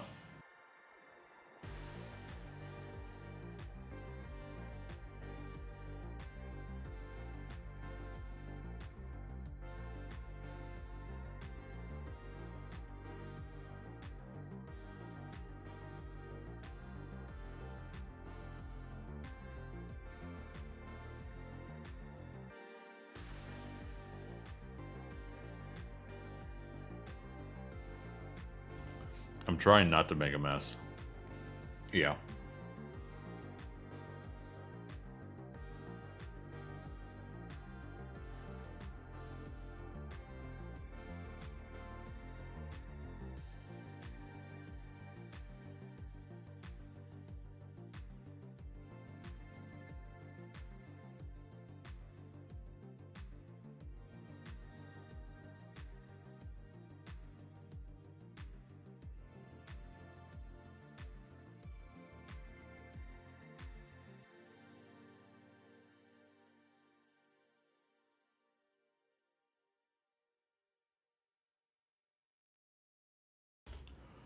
All right. One sandwich down.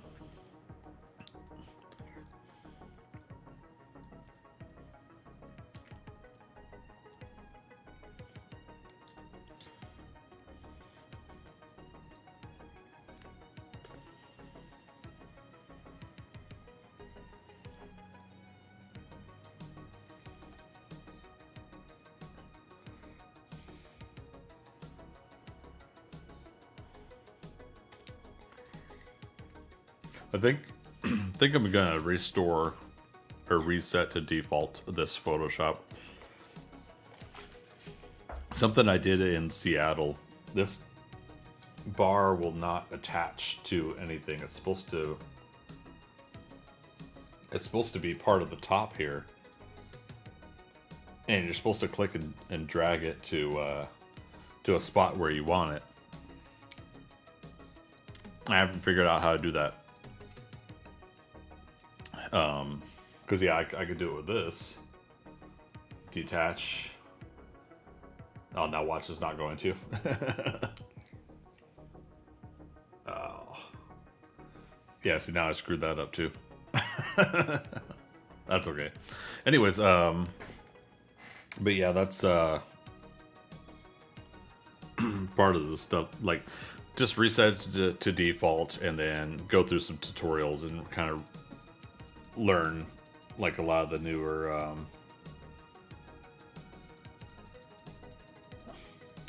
Photoshop hotkeys and everything like that they've got since I started with Photoshop 6 back in what, 98 or something like that.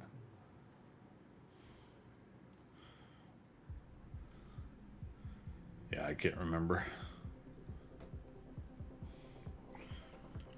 For a noun, that description of an audio file is quite soulless. It's sterile. My definition conveys the better imagery. Huh, okay. Sorry, I'm a little lost on all that.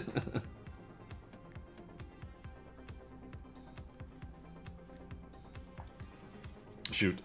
I actually did not mean to do like a Superman scroll here. So yeah, Dr. Demolition is definitely not anything like Superman.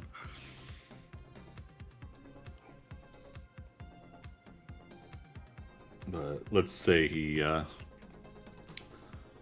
does have some long wavy hair.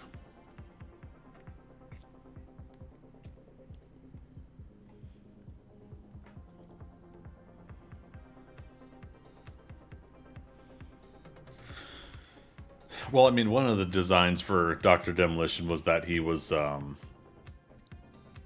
to have long hair, because I wanted to do like a superhero and the whole, just different than just like a clean cut looking dude as a superhero.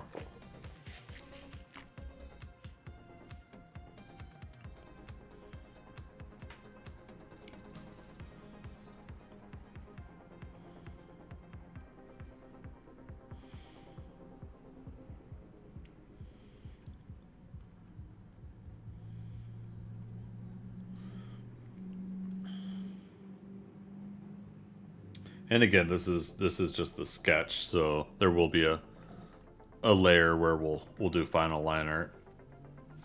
As long as things keep working for us today, then we might actually get to that point.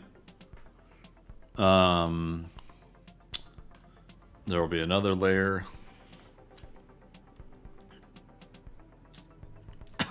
Okay, so apparently F is full screen. Flats, not flast, flats. And then another layer.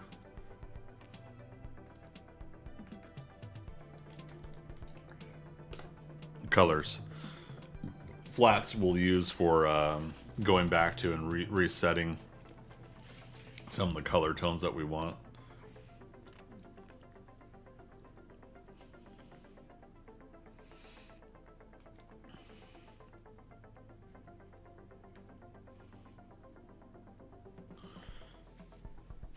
Yeah, God, I still don't. I'm torn. I don't know what I want to do. Do I want to? Do I want to put them in their? Okay, so if they're in their old costumes,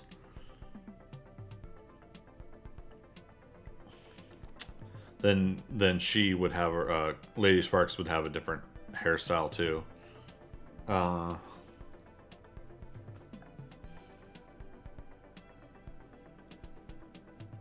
Damn it.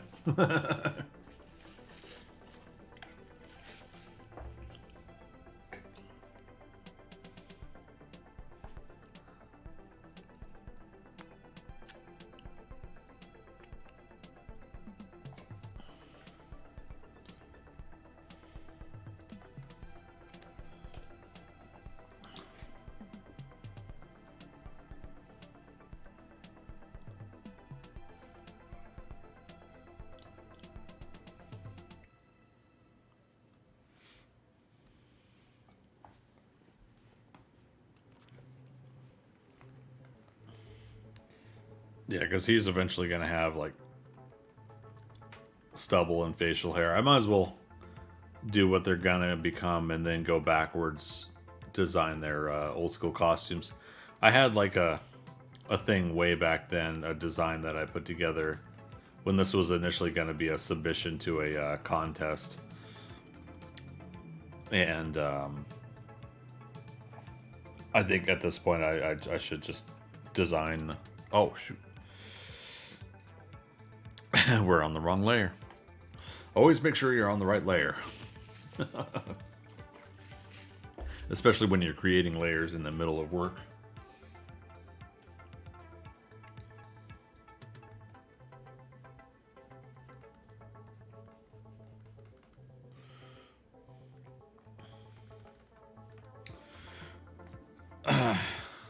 The Dream Times, and that's a bunny emote. We don't hurt the bunnies around here. How you doing, man? Good to see you. Thanks for the support over here, man. Today's test seems to be going reasonably well, aside from eating my sandwich live on stream.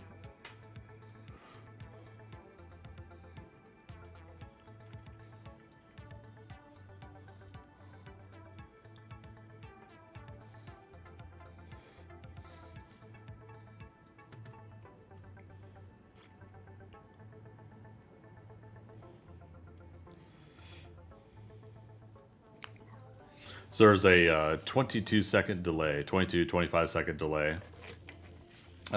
Catch anybody up now that's wasn't here earlier.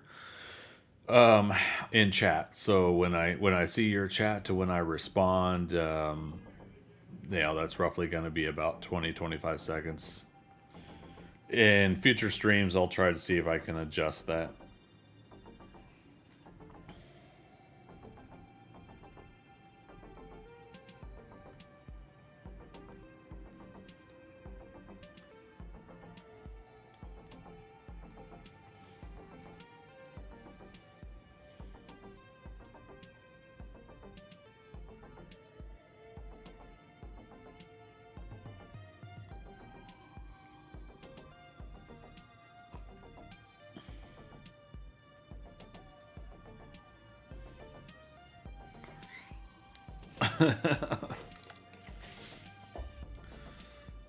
So Fluffy Bunny, what's been new, man?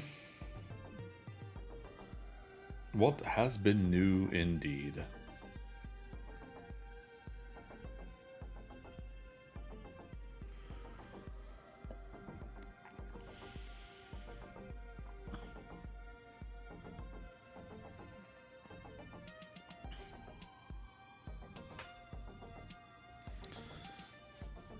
Okay, this,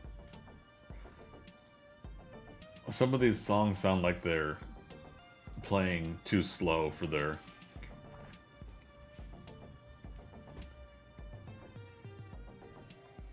Like they're playing at 90% speed or something.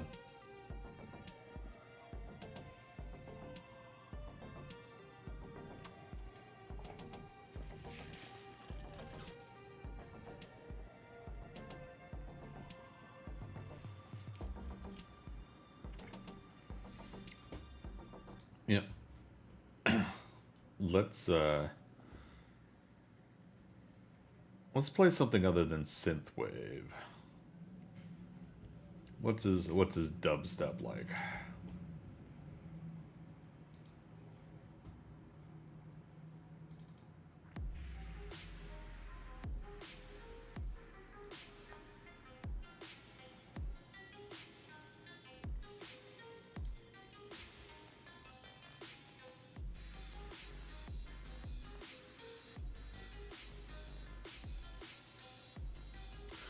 Let's see, not much. Been cleaning all morning, taking a break. Nice, nice. It's a little Saturday afternoon clean. Yeah, I gotta do some laundry here in a bit.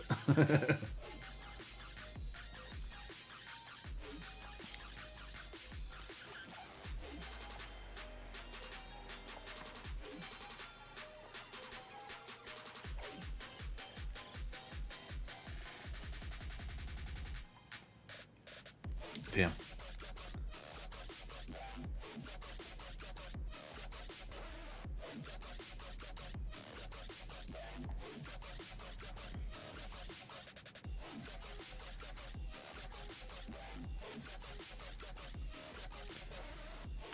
I gotta not worry about the sketch layer having sketch lines.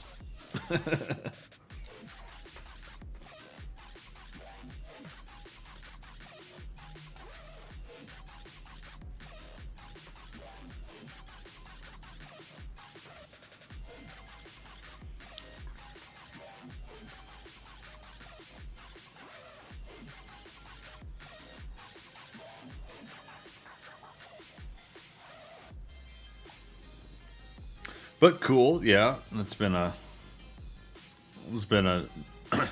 nice, comfortable Saturday so far. I slept in like crazy today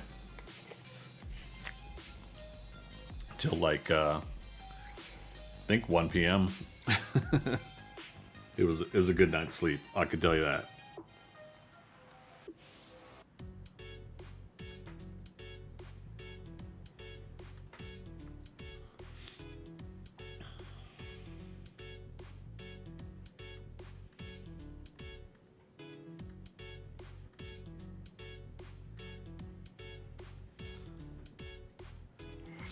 Oh goodness!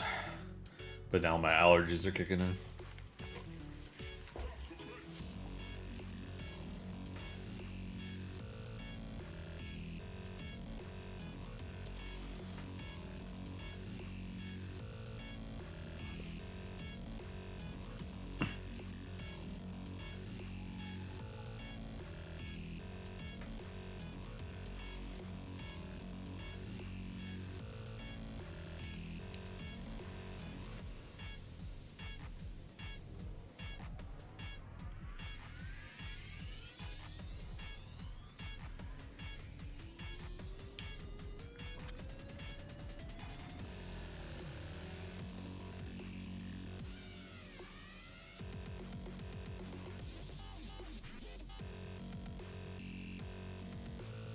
Gotta have utility belts, right? Full of pockets, full of stuff. That's the rule of comic book characters.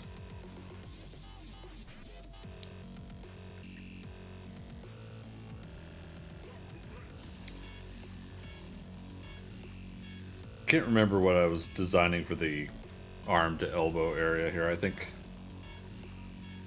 we'll have this still just cup in under the bicep. Any reason I switched to Facebook Live? Just doing Facebook Live. I'm on YouTube, right?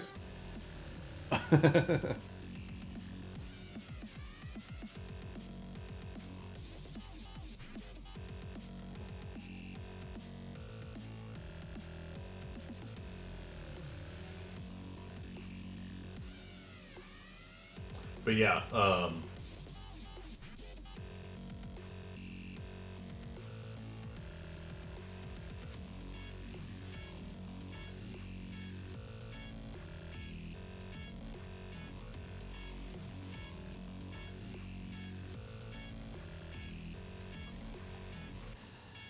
but yeah, so no, YouTube, just testing it out.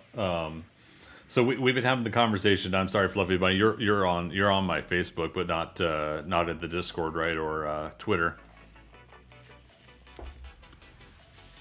And unfortunately, we didn't really have much dialogue going on Facebook about this. But I am considering, just in discussion right now. I'm considering possibly moving to YouTube and leaving Twitch, but that's take it for what I just said. I'm considering. So I wanted to test it out today, see how it felt. There's a lot more like things I have to tweak and adjust. Again, there's a 22-second delay. Again, I'll count. So 1, 2, 3, 4, 5, 6, 7, 8, 9, 10, 11, 12, 13, 14, 15, 16, 17, 18, 19, 20, 21, 22, 23, 24, 25, 26, 27, 28, 28 seconds that time. On my laptop preview. But yeah, so I'm testing it out to see how it feels, and one of the reasons I don't mind going over it again here. One of the reasons is I need to kind of consider the future growth of things. Twitch doesn't seem to be helping with growth. Now, part of that is also myself. I have to advertise myself. I have to get myself out there so more people see what I'm doing.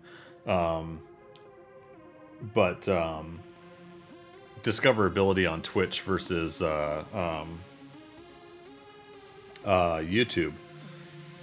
People can, in a search engine, Google or Bing or whatever, can search and find you on those search engines on YouTube, and your video can come up as a suggested video, where Twitch does not do that. It's all self-contained.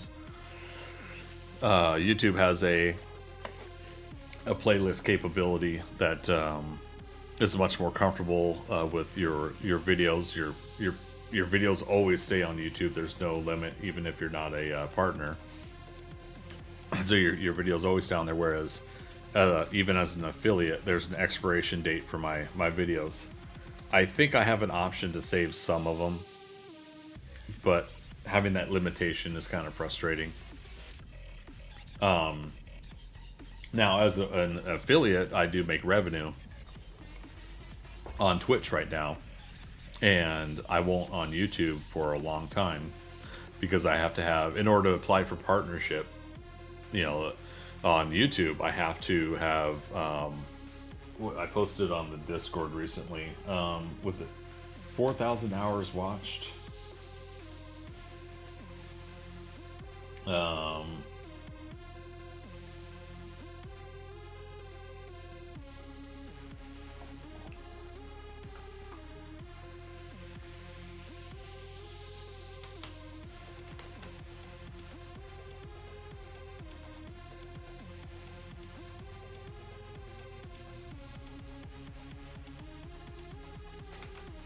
Okay, yeah, I have to have 1,000 subscribers, the free followers equivalent of Twitch.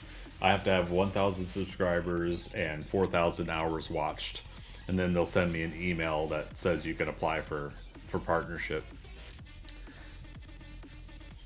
So yeah, that's kind of the downside, is I would have to regrow over on YouTube, obviously, if I were to do this. But again, it's just one of those things where like the future of things, like I feel like YouTube still has more structure and support in that regard. But Twitch is still better for live streaming, I think. So I don't know. Yeah, I could do both, but I would have to, like, I can't simultaneously cast. Not because it's not possible. There is possibility. There's equipment to do both with, but because of my affiliate contract with Twitch, I can't broadcast live on both, and I can't upload what I have from Twitch over to YouTube or another program, another online video sharing program for 24 hours. That's not bad, but I could wait 24 hours and I could upload over to YouTube, which I'm considering for a lot of my stuff now, because again, then people can discover me on YouTube through the search engine process, and I could tell them see me. Oops. Then I could tell them see me live over on Twitch on this day, that day, this day, at 8 o'clock Eastern Daylight Time. Many folks I know on YouTube added Twitch. They do both, but more are heading to Twitch. They then transfer Twitch streams onto YouTube. See, there you go. Better numbers and revenue by doing both. Just a thought. Yeah. Again, it's yeah, right now, please suggest things, because that's where I'm at. I'm at the stage of, let me hear your suggestions and your ideas. Because I need to get more discoverability. I don't care about the revenue right now. I mean, I care enough that if I could pay another bill off quicker, then I'll take it. Believe me, I like revenue, but it's not important right now. It's not as important right now. So right now it's about expanding and discoverability, and so yeah, if I can start getting more of my stuff out there, because I'm also on YouTube as well as Twitch, and I could do it without violating any terms of contract and services with Twitch, then that's what I'm hoping for. Most likely you're going to see me on both. Now the problem there is I don't want to do both and then have that be a decision that makes it worse for people to, I don't want to confuse people. I don't want people going over to Twitch like, I thought he was live today, and then turns out I was live on YouTube or something like that. You know what I mean? So that's just a loose example, but that's just me kind of saying, like, I don't want to accidentally do that to someone, let alone many someone's, obviously.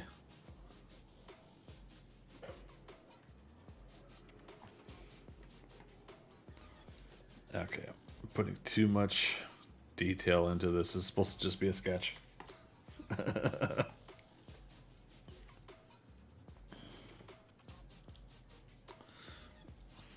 And again, here's a sample photo we were looking at for reference of a gal behind the guy hugging him from behind.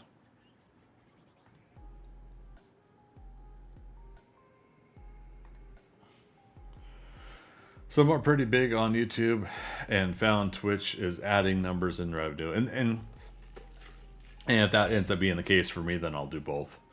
It strictly really is I want to make a decision that's going to grow things, not convolute or ruin things.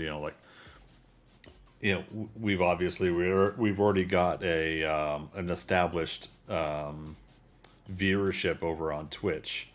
But with no disrespect to the 15 or 20 people that are coming by the Twitch channel, that's super awesome. I need more.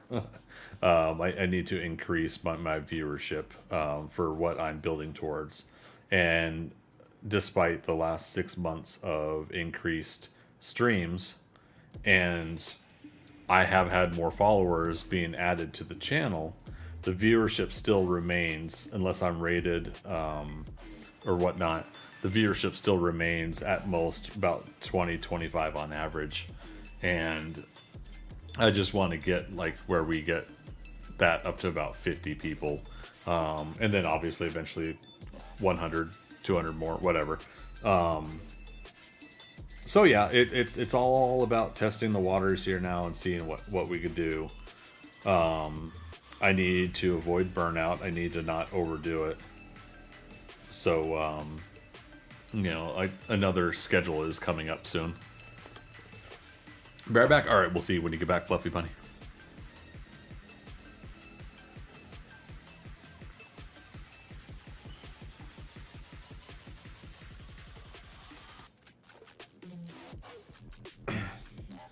Okay, and so Dr. Demolition is going to have some sort of arm gauntlet thingies. I never did design them, so we'll get to that. I think I need to go into I need to go either into what's the other drawing program that Adobe has, Illustrator, and make some vector-based preset stuff, including the design on the uniforms here. This circle band design. These uniforms that they're wearing are going to be created by Professor Proteus to help stabilize and regulate their powers and everything like that. But yeah, I got to make sure that the symbols are basically even. And what I could do is I could then take that, I believe that smart object, and I should be able to then stretch and move and place it so that it can wrap around the shoulder and stuff like that on the designs.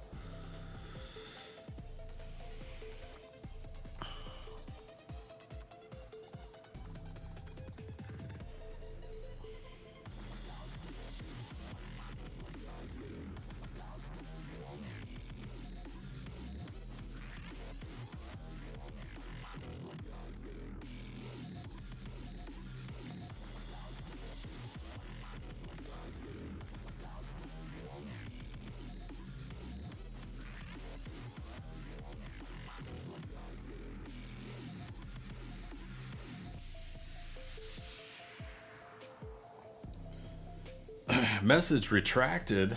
What did you say?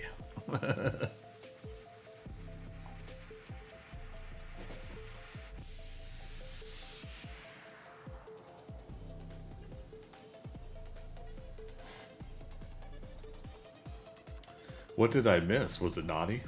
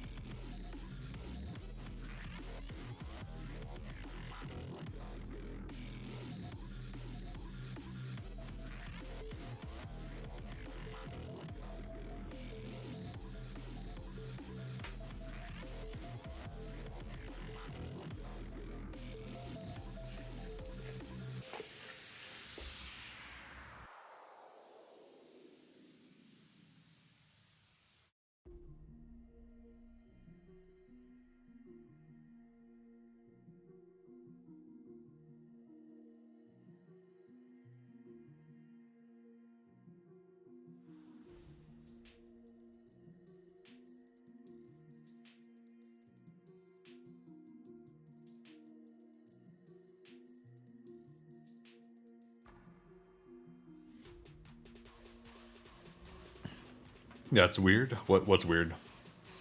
So yeah, again, you guys you'll probably have to add more context to your conversation because I'm almost 30 seconds delayed on my response.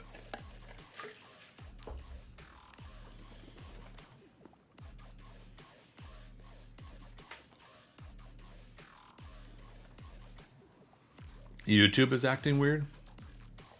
Like how so?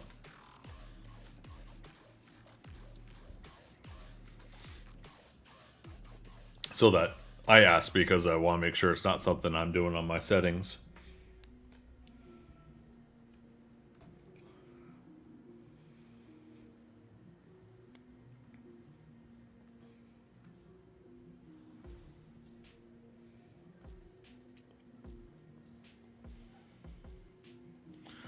I just typed a big post and it dropped it.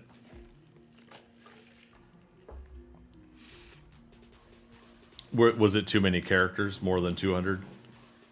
I think like 200 characters is the limit.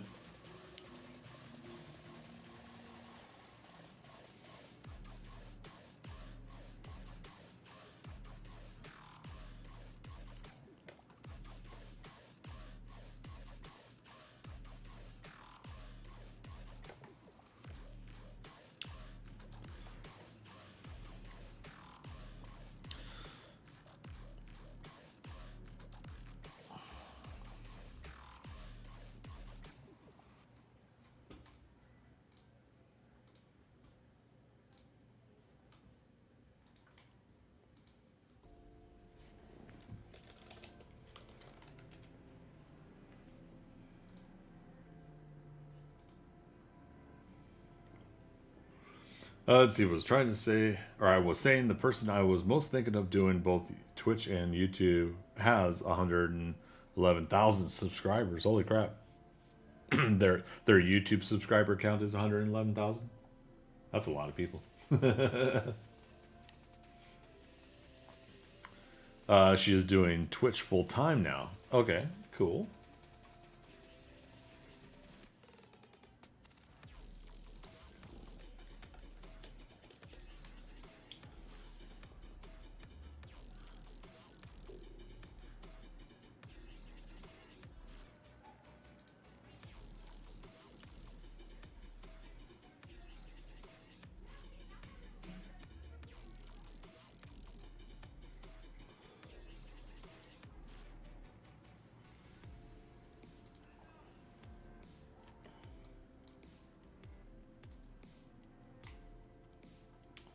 So I'm trying to find. I'm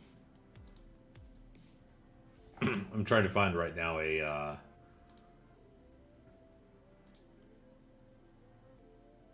the image I had of the under construction. My Streamlabs OBS doesn't remember what I had for Twitch to bring it over to YouTube. But still, she's doing Twitch full time now and loads Twitch streams up a day later. Yeah, so so for me, like it's not that it would be difficult, it would just be more work, where I could do my Twitch stream live, and then without doing any editing, I can download. I think there is a function where you can take your video directly to YouTube, but then there's this issue that I'm having personally, where like I want to clean it up, and if I'm gonna put it over on YouTube, I want to trim it down and not, you know what I mean, like not worry about it as much. So that's one of the things that I'm kind of like, I'm still kind of figuring out, like, do I want to do that extra work? It's gonna be work no matter what, right? Bongo is Gnome. How you doing? Welcome to the stream. All her live is on Twitch. Right. Okay. So yeah, so it does all of her live on Twitch, brings it over to YouTube. Yeah, that's exactly what I was thinking of doing. Is exactly that. And again, I'm sorry. I'm trying to find my stock images for. I'm trying to find basically my cover, my under construction sign.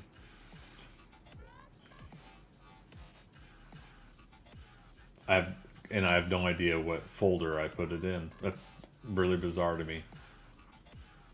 Oh wait, because it's not on this computer, it's on the laptop. I know I could put this up.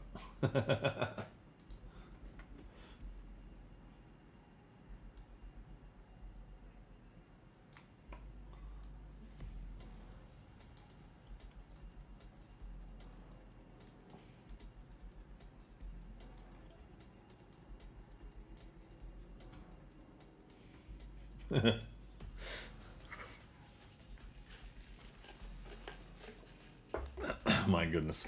Bongo, let's see. I met you on Overwatch like 4 years ago. Did you? Oh my goodness. Was I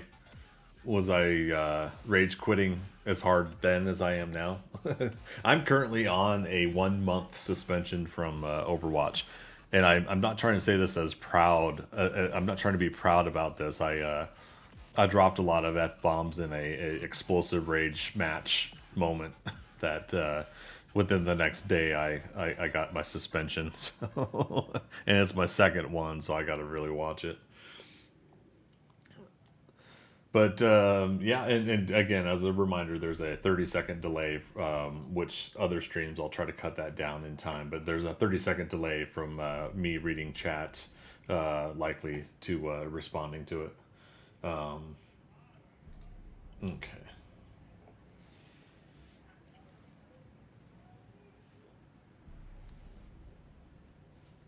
All right, so back to this. I just wanted to get another cover up there if I needed to step out for a break or something like that. I could make a brand new image to do that too. I don't know why I was worrying about that one.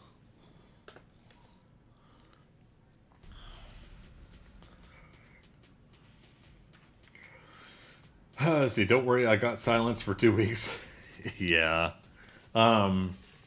So yeah. So if I've got a 1 month suspension, does that mean I already had the silenced, and then the 2 week suspension, and then now 1 month? Is this my third strike? I don't remember if you rage quit a lot, but I remember you played Farah. Yeah, she's still my most hours played character is Farah. But I just recently started playing Wrecking Ball because someone was telling me like if you're playing decoy fodder tactics, my character name. If you're going to be playing a person that gets behind the lines and disrupts and does all that, they were suggesting, hey, play Sombra, play Wrecking Ball, and so I'm like, huh, I never really played Wrecking Ball. I tried him out in the training, but I couldn't comprehend his play style, and it took me like a day, maybe 2 days, and I just started falling in love with him. But I get tilted too easily, and I need to just knock it off. Basically, my frustration is I want the game to function the way I think it should function, and not the way it really does. The hitboxes, the latencies, the all that stuff. So what happened real quickly on me getting banned for a month is essentially I was trying to. Oh no, we're on the wrong layer. Crap. Hold on a second. Control A. Alt delete. Okay, back to the right layer. Anyway, so I was frustrated, and I was voicing my frustration in chat to the players in the game. My intention was trying to find validation from others, like, hey, I'm so frustrated with this thing in this game. And so of course then people are like, oh, mad cause bad, and people started saying stupid shit. And and so I got pissed off because I'm trying to explain to them, it's like, the hitboxes are bullshit. And I'll watch my language a little bit here. It's a PG-13 stream.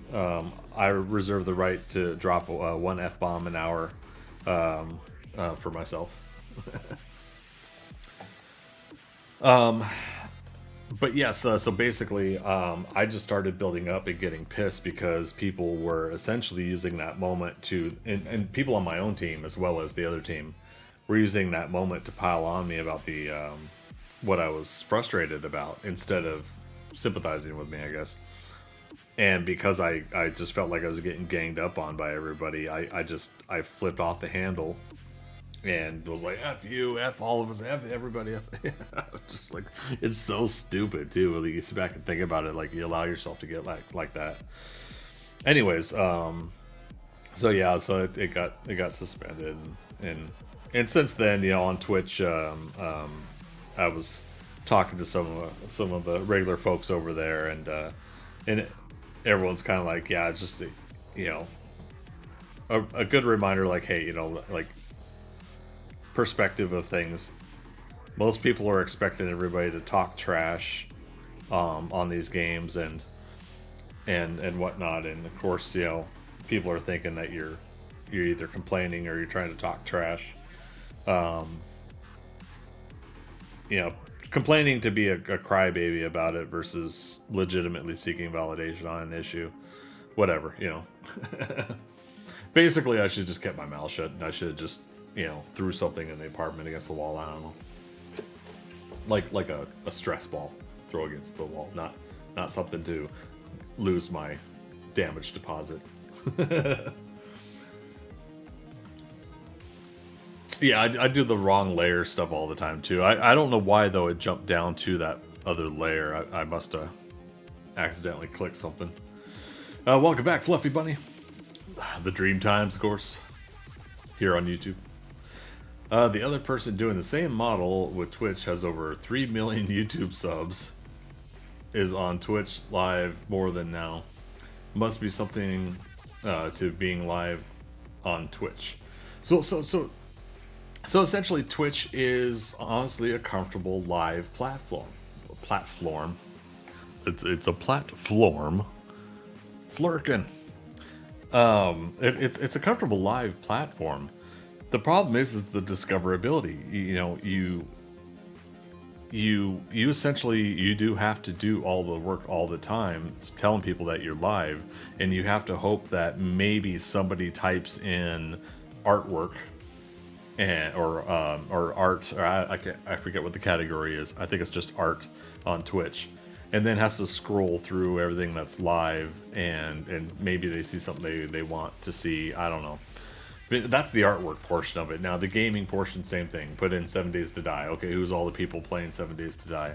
It's not bad, but like the discoverability itself, like you could go to YouTube to see all these old videos that people have in a categorically searched area on YouTube, but it also publishes it to browsers on Google and Bing, you know, and then if people use other browsers, I don't know. So, anyways.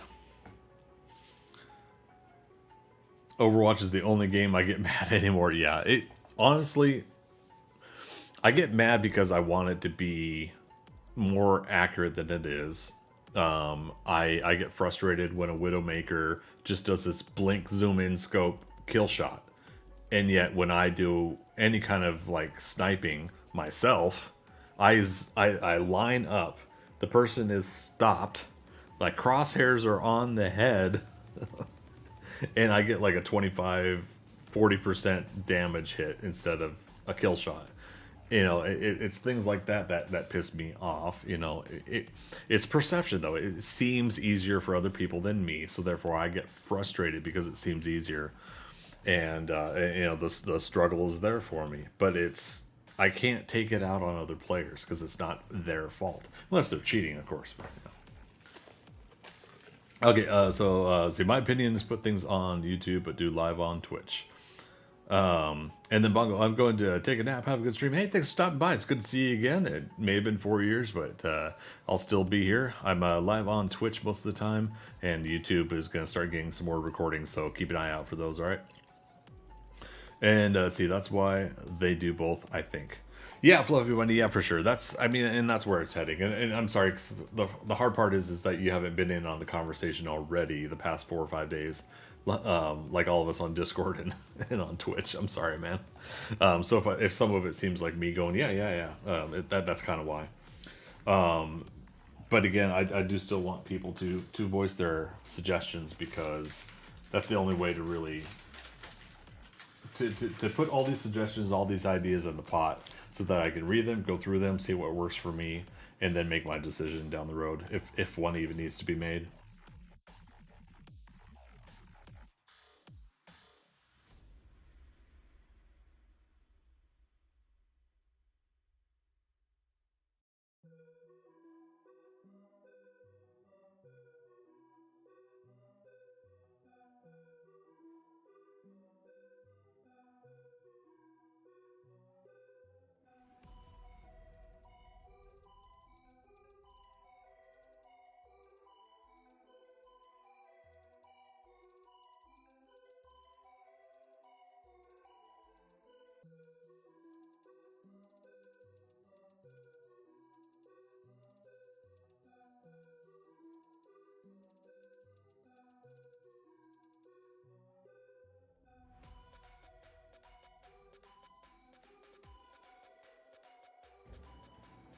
Okay.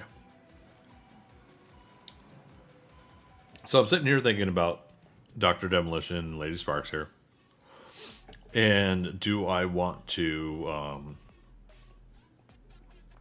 like Dr. Demolition, like I said, if we're drawing him and well, both of them in more of future tense, you know, as they are later, after the dimensional shift, we'll call it that. Then one of the things that I think I need to do is I need to draw him a little bit bigger. Like the muscle mass has got to be a little bit bigger, but I don't. Nothing to say this can't just be a concept piece, and we can obviously design and expand from there. I really like how Lady Sparks is looking, though. The leaning up against him kind of look. I don't know if that hairline is accurate, though. I suck with the top of the head type thing.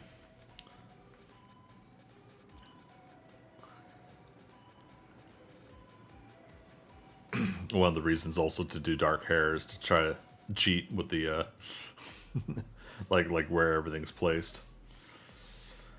Let's see. I just want to give you info I was aware of. Now it makes sense why some of you two people were showing up on Twitch regularly lately. Yeah, well, I mean, you know, like with 7 Days to Die, both Cap and Jawoodle, you know, doing Twitch. Doing live on Twitch is great, you know, because it does have a very interactive live format to it, between the chat and being able to do the interactive stuff with the bots, you know, because obviously we can't do the sound files the same. Although Rare Pony posted something I'll have to read later, but there's apparently some chat bot stuff that I think you could do in YouTube as well.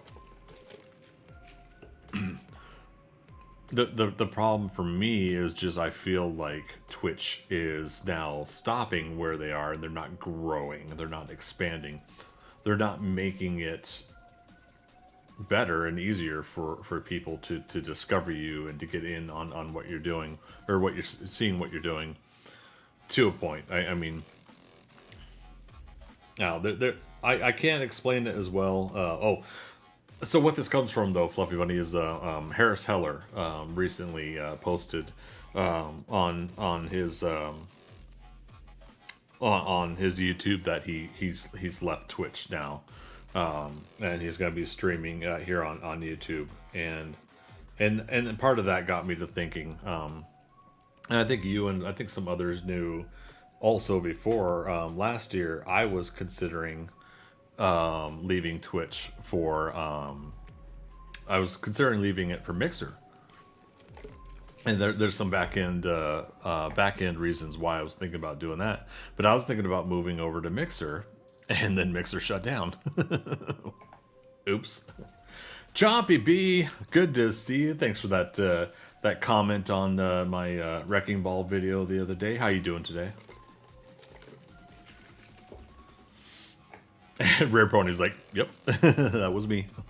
Yeah, man, I'll read through that and I'll see what options are available. And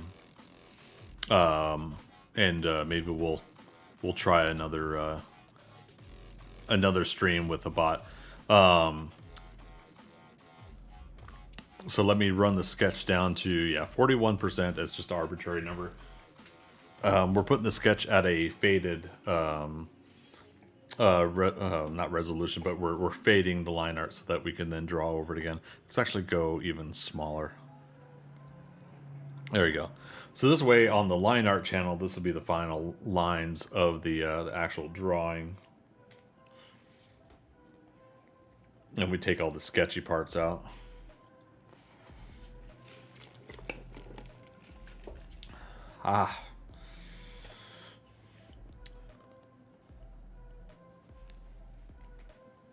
Okay, so I need... So I'm trying to look at my...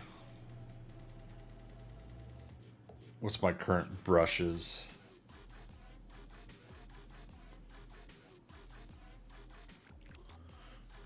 Okay, yeah, I don't. We don't want something with wet edges. I think is it smoothing? I want to turn off.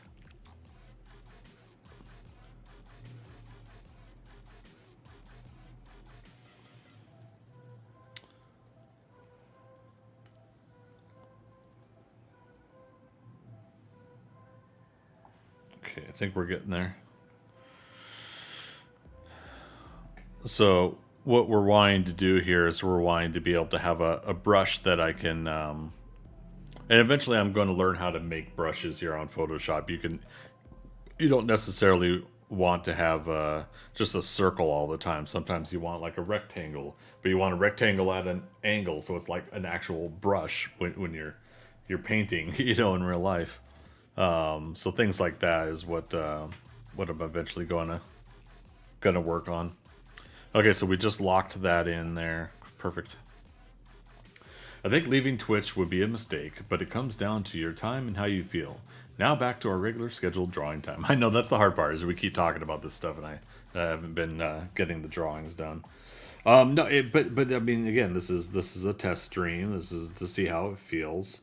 One of the suggestions is streaming just once a day, one day a week, on YouTube, and then of course have my have my information ready to display to everybody.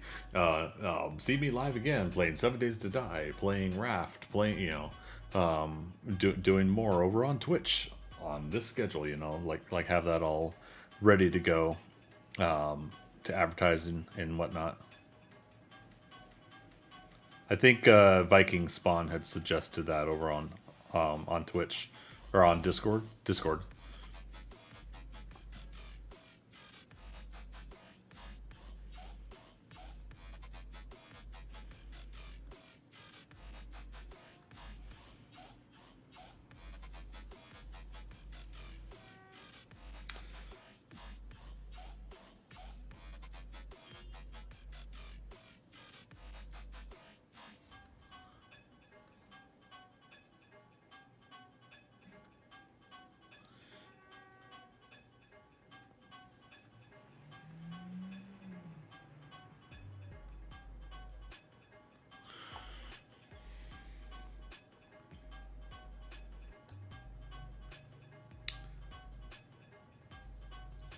I forgot what this hopefully is being done at 300 DPI, but oh well.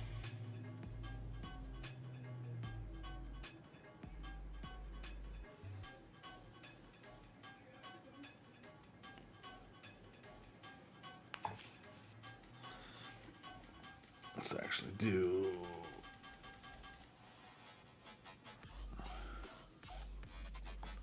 a little more detail there.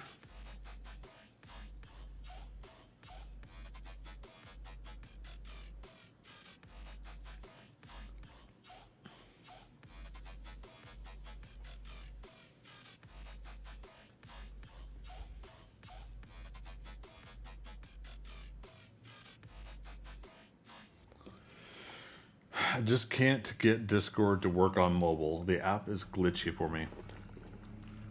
Yeah, I remembered you had that problem, didn't you? Yeah, no worries, Fluffy Bunny. Up until, dare I say, I think now in a way, everything's been pretty much just discussed online and live when it happens. But yeah, I've been trying to get a little bit more active on Discord on posting my information, even if it is just me just constantly blabbing about something. The idea there is that I'm making the Discord active with conversation, and then same thing, yeah, with like today after the stream, we're gonna post more on the Patreon, for folks there, and then tomorrow, if all goes well, folks on Patreon will get kind of an exclusive early look at some other things that I'm working on for the comic development. and then it'll move over a couple days later over onto Discord on the art dump over there.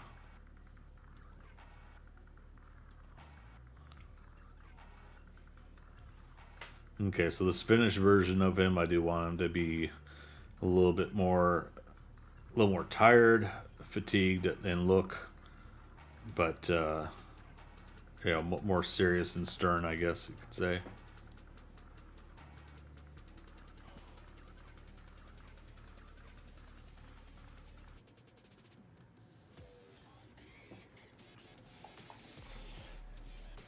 And see, Rare Pony, I've recently had to do a total uninstall, reinstall of my Discord app on my phone.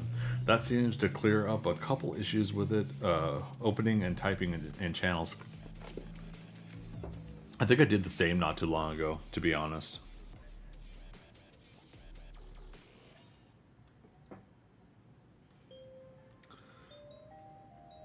It's a fun app, chatting app, and interactiveness has been great on it.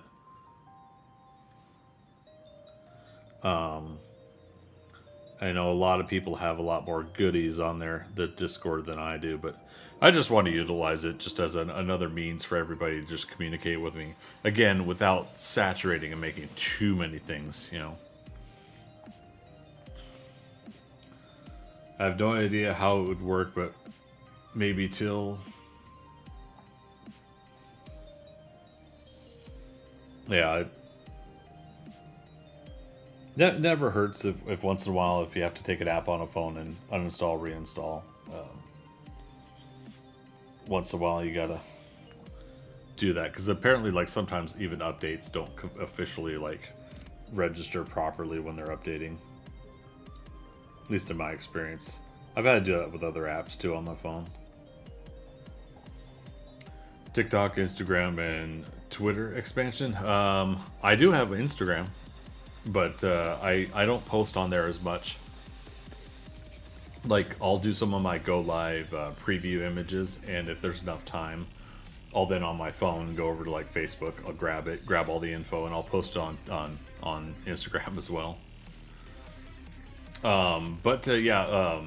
The social medias that I post on my Facebook group, which isn't, I'll be honest, I'd rather just get rid of Facebook, but there's still I do see activity from Facebook, so I still post over there. Again, Fluffy Money, we talk to you over there, and then yeah, Twitter is social media wise. I get more responses from my go live announcements on Twitter for my Twitch than any of the social medias. And then yeah, once in a while I'll do Instagram. TikTok, I haven't had an interest to do. There's some pretty cool stuff that people do on TikTok. I can't deny that, but it's not my thing for now. Time is the problem, understandably. Yeah, pretty much, right? Time to do everything. I got burned out this past week, but part of that burnout is I'm also exercising and trying to get healthier. It doesn't help that I've got years of things to correct health-wise. Anyways,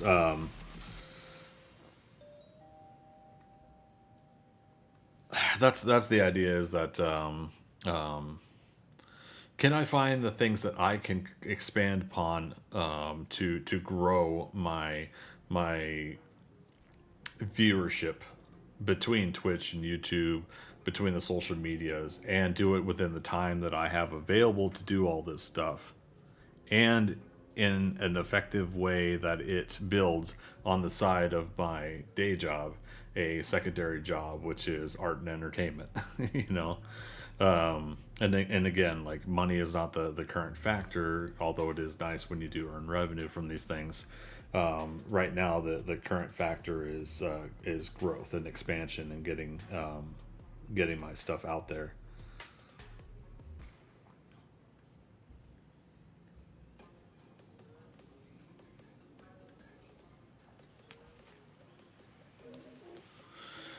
Where are we at with time? We just hit the 3 hour mark on the stream here. So far, everything's cooperating. Not to jinx it, but yeah, we'll keep going as long as it and my energy lasts. Ideally, I would love to get a full color version of this going, this drawing.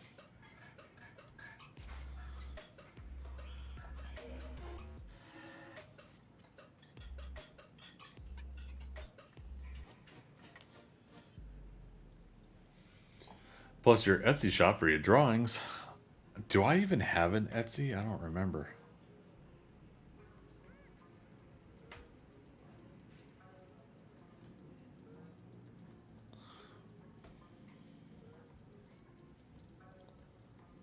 I think I tried Etsy once out years ago.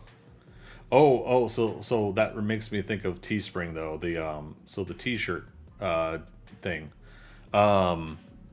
For those that missed it, I'm gonna announce it some more this weekend. Unless I did post it, I'll have to go back through it again. We are discontinuing the More Spikes T-shirt. Let me find it again here real quick.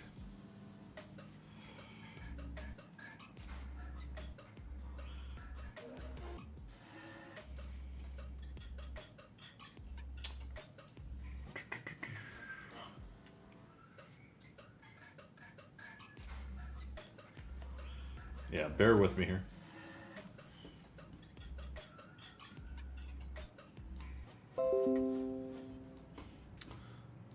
We'll just do it this way.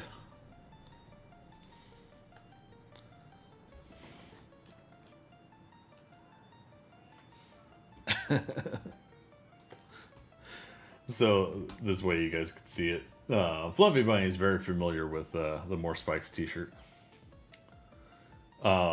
But yeah, we're discontinuing this t-shirt. This is one of my emotes over on Twitch.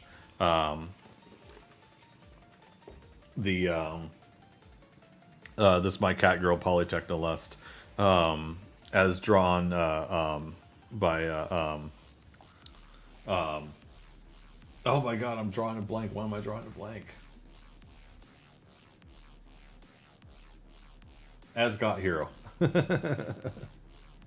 Because I got a message prepped to talk to him later. But As Got Hero did a great job doing the emotes for my Twitch channel. And oh no, collector's item now. I might frame mine and get another one. There you go. So yeah, so nobody's buying them, unfortunately, Fluffy Bunny. And yes, so I will be discontinuing this version of the More Spikes t-shirt May 1st. So in 2 weeks.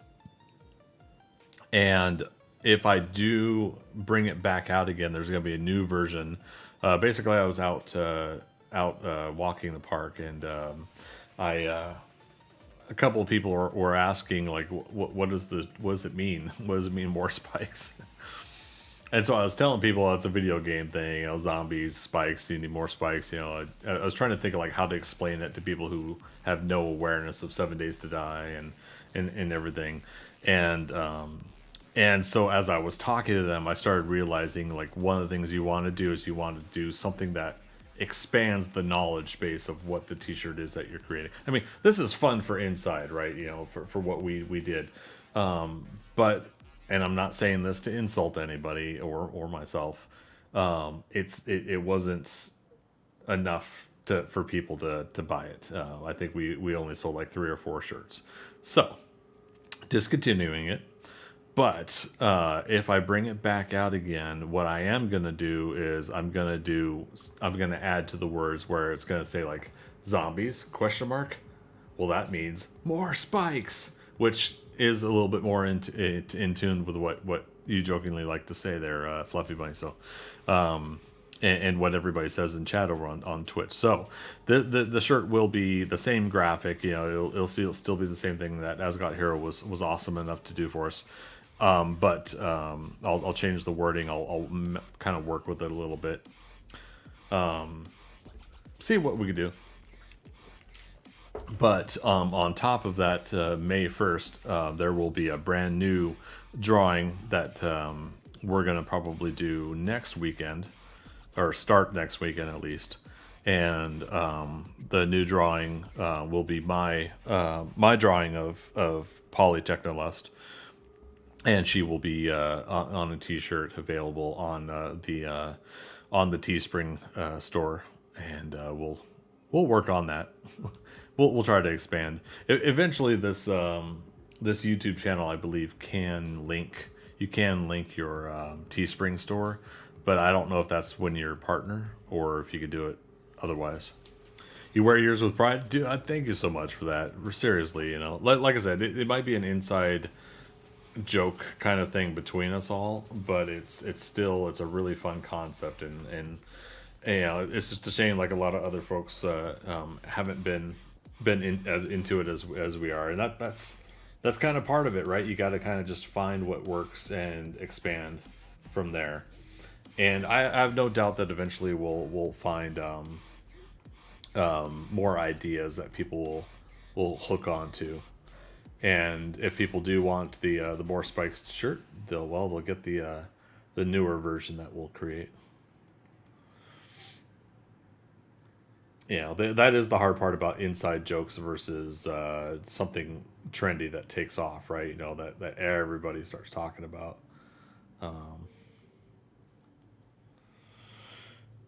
I tried to, back when Star Wars, was it The Last Jedi? Was that the second one that they made out of the new ones?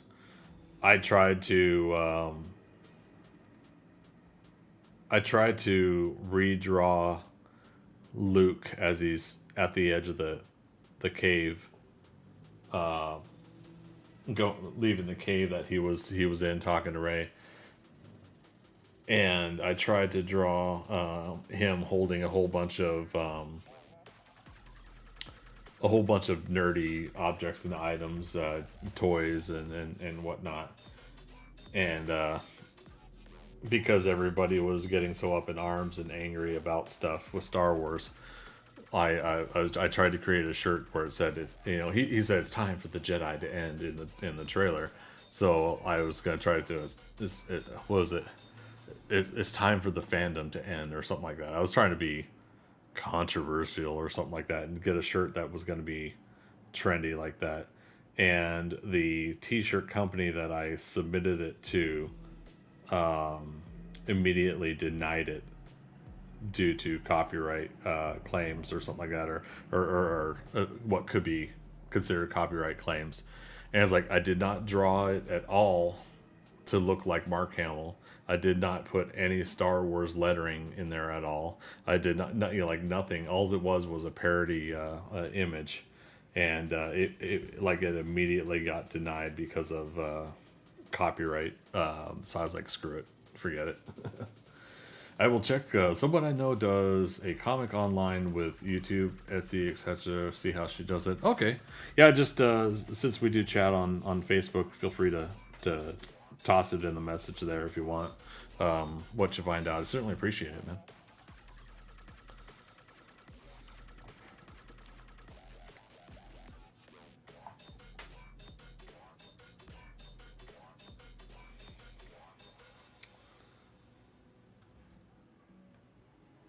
Yeah, so we'll have fun with all this stuff. We'll eventually build it and grow it. It's just going to take years to do, and we're all human beings that want instant gratification, myself included. So the hard part is knowing that I've got to do all this work to regrow my art career. But if you want something and you want it hard enough, you gotta stick to it, right? Be right back. All right, we'll see you when you get back, Fluffy Bunny.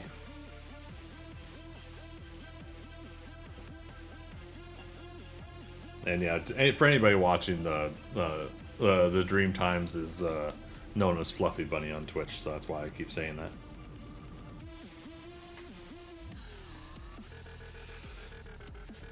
Let's see, Rare Pony.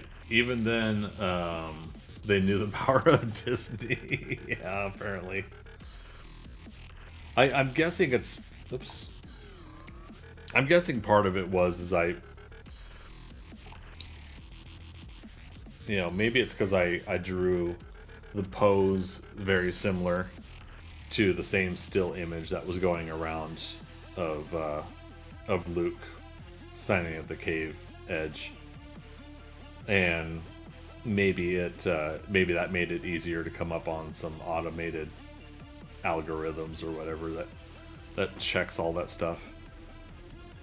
In the end, I personally, I'm kind of glad I didn't do it anyways. I didn't need to make a quick cheap buck off of a kind of a mocking moment of the fan industry. Whether people really do like those movies or not is at this point irrelevant to me. I enjoy them for what they were. I have ideas of how I would do it differently. Oh well, you know.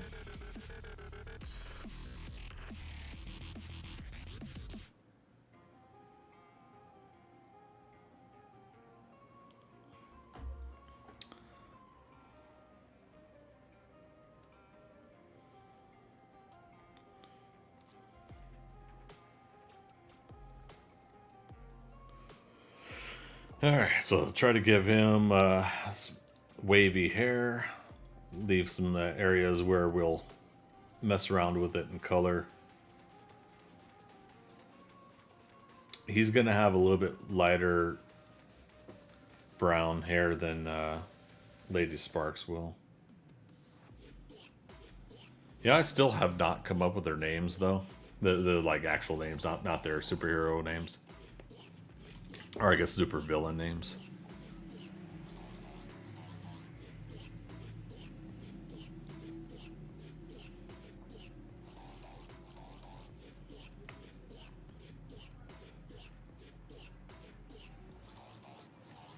Oh well, I'm at least glad that like this weekend we're doing more than just quick little sketches and me. I'm still blabbing all stream, but basically, I'm glad that I'm getting more work done than I usually do on these streams.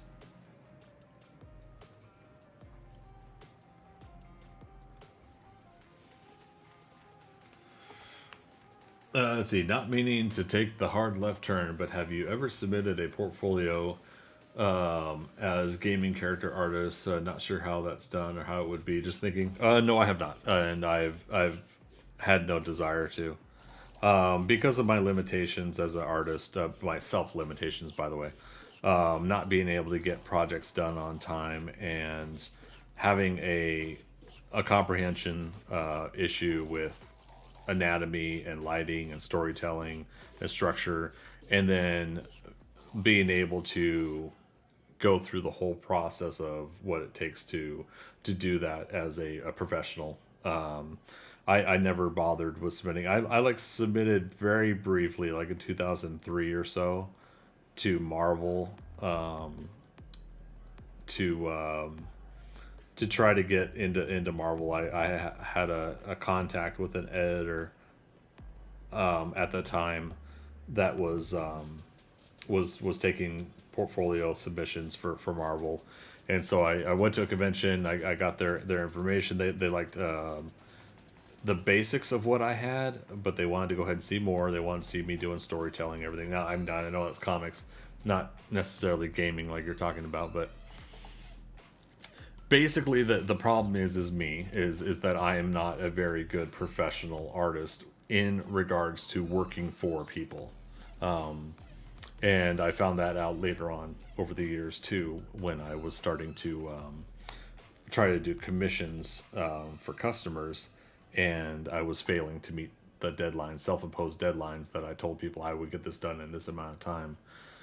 And so yeah, so I've never had the desire to then try to do game design or anything like that, because I just don't function in the same speed and professional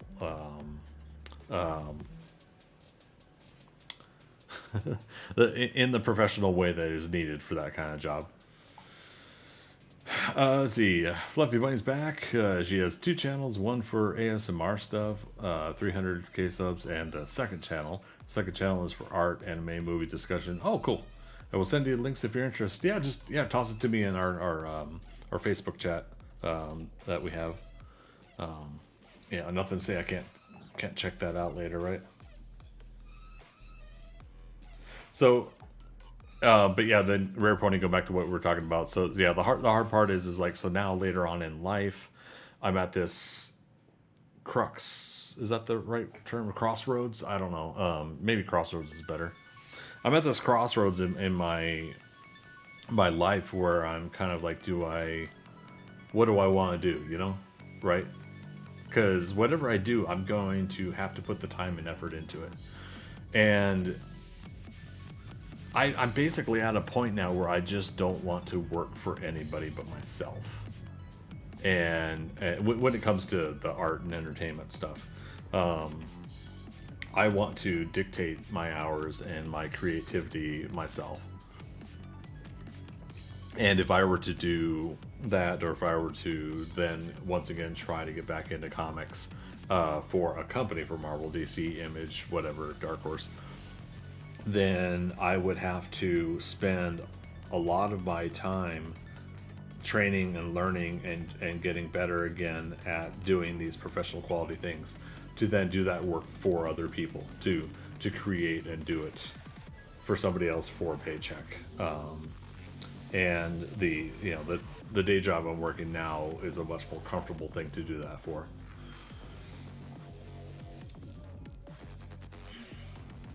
And see Fluffy Bunny again, just brainstorming on possible avenues for you. No worries, Fluffy Bunny. I appreciate it. It's a resource, right? If you're giving me, this person's information, it's a resource I can look up, see how they're doing stuff, and see if it applies to what I'm doing and what I can learn from it. So I appreciate it. And thumbs up from Rare Pony. Thanks, man. I appreciate it. And same thing also applies, Rare Pony. I appreciate the suggestions, because it's a curiosity on your part of what I'm into and what I'm not into, what drives me, right? But at the same time, there's a good chance that you guys might suggest something that I've not thought of trying and doing. It's what conversation's all about, right? Is we talk about things that we like, and we expand upon it from there. Okay, I need to rotate the canvas. I forget how to do that. Oh, I did it on a tablet, on a Microsoft Surface tablet. I could use two fingers, pinch it, and rotate. So how do we rotate canvas here?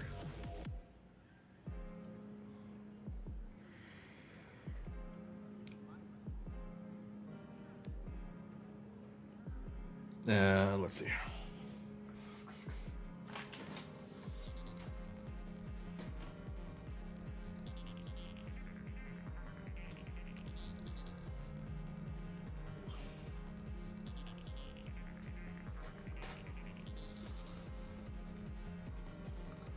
Dang it! I don't have my mouse hooked up to the laptop, so I can't.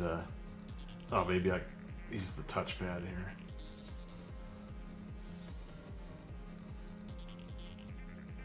Locate the tools panel and select rotate view. Oh, is this it? R. Holy cow, we learned something today.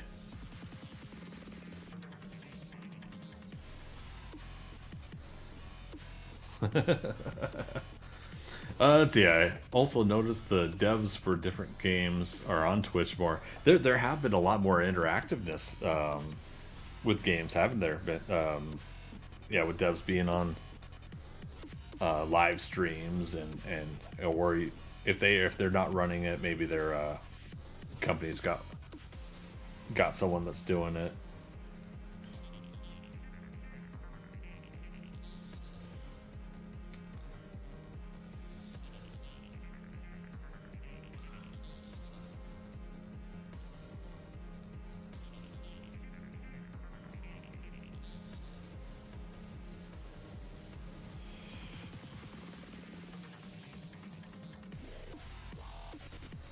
Okay, so the whole reason I wanted to rotate it was because with my right hand, I wanted to go from up, left, down, right for the brush stroke action here.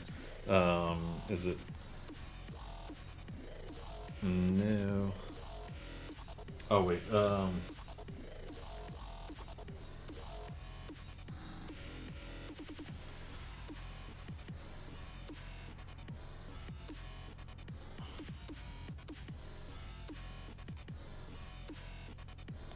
Okay, I think that's back to normal. So R, rotate, that makes sense. Seems like all these other hotkeys don't have some sort of association.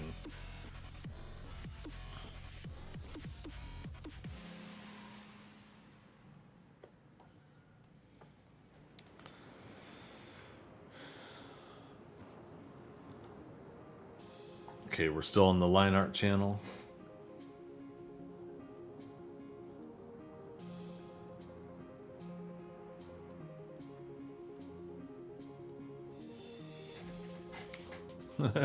We're learned more.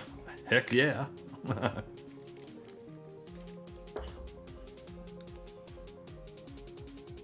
I are learning.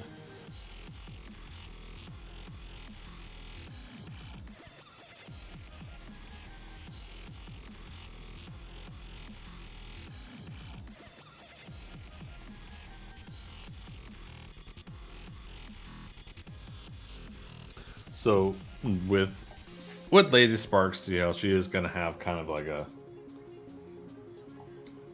misty, sultry eyes kind of like look to her and whatnot. I know some of you guys might have missed this earlier, but for the overall whole strain that's heard the story, one of the things that, again, taking these characters that have been in this world where it's I don't want to say 50s and 60s, but in similar format where they're not used to modern day makeup styles. One of the things that I think I gotta text my mother back here real quick. One of the things that I think like Lady Sparks will discover like being able to do like extreme makeup changes, so she'll put on more mascara and eyeshadow and stuff like that, and actually she'll purposefully look like dark and mysterious and broody kind of whatnot, but we'll see how it goes.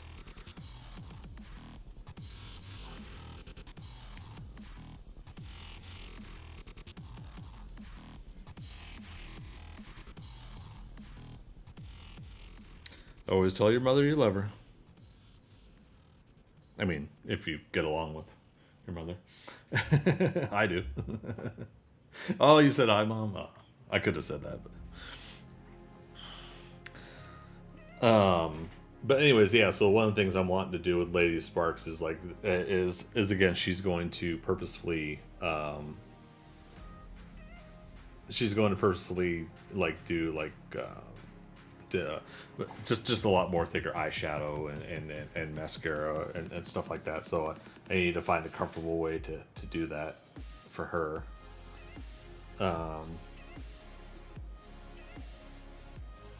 And again, her pupils are like extremely like small. They're always going to be that way, and then her eyes are going to be like a turquoise of a blue and a green or whatever. Bunny ears could be a fashion statement for Sparks, just saying. Yeah. So here's the other thing. It's like I keep calling her Lady Sparks because that's her. Yeah, that was her superhero name. I'm now thinking about making them initially villains. Now I'm thinking about making them villains that kind of essentially become heroes after the dimensional shift. But since Lady Sparks no longer throws sparks, that she now is just this fully powerful electrical projection and ability, that she has these abilities to project large bolts of electricity. Yeah, I was thinking like Do I change her name to Bolt? Do I change her name to something a little bit more hardcore like that? But that'll have to come later, I think, as I continue to design and develop this stuff. Yeah, because that was something I never thought of before either. Was the whole why would she still call herself Lady Sparks if she no longer only throws sparks? But a bunny ears for fashion statement, I don't know. I don't know.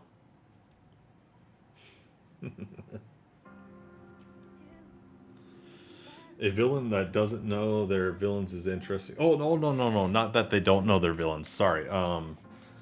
So initially, when I was designing these characters, they were heroes that were going to be teaming up with villains after the dimensional shift. The whole point is, and real quick on the whole bunny thing, we will be drawing a bunny girl one of these days. You guys just have to you have to stick around for when I do that stream.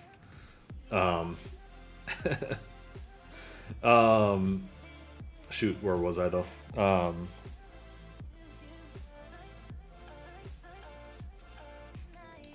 Dang it, I got sidetracked again. Surprise, surprise.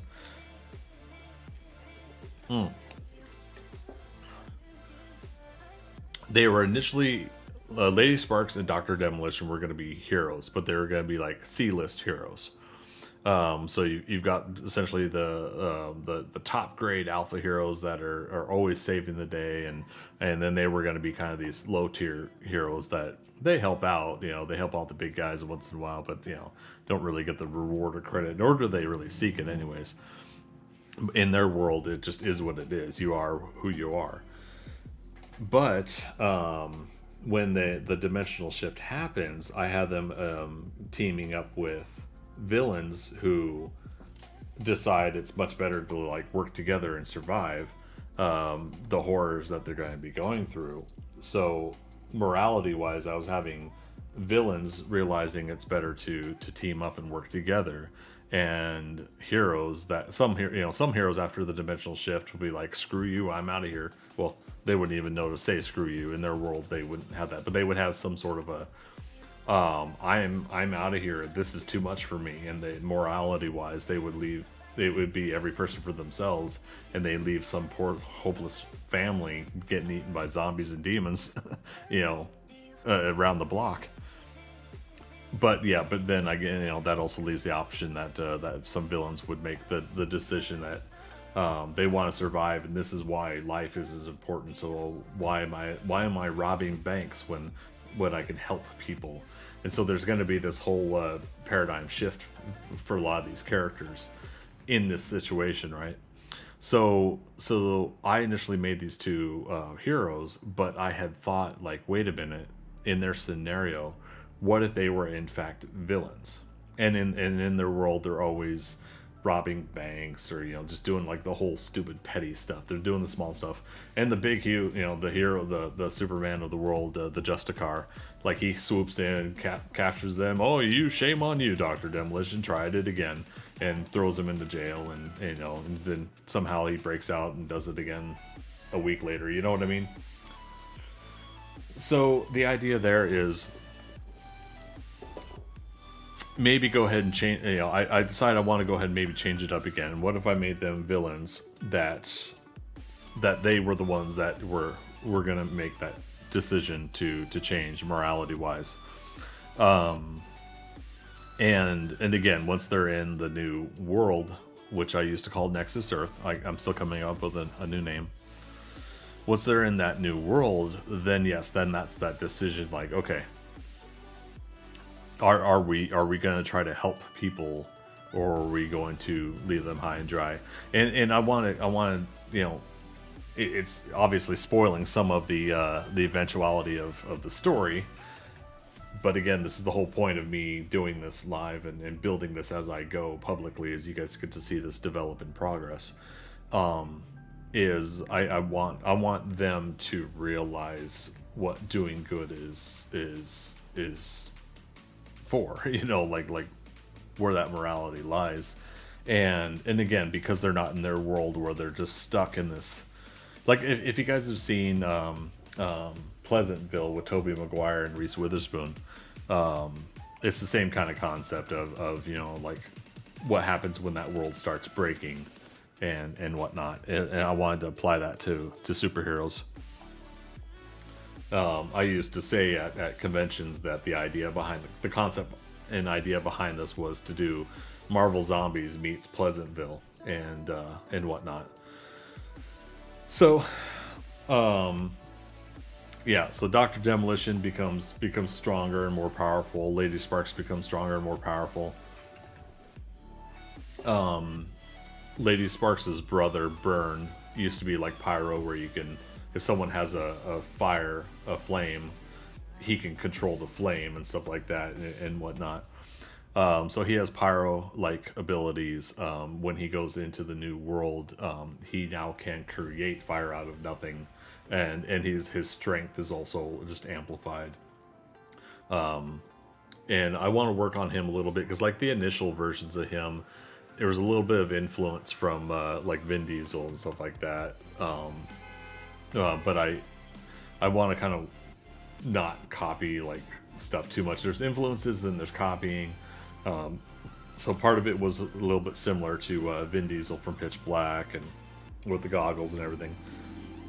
Because despite being able to control the fire and his outer skin being resistant, his eyes, his eyeballs, his eye sockets are actually not as heat resistant as the rest of his skin.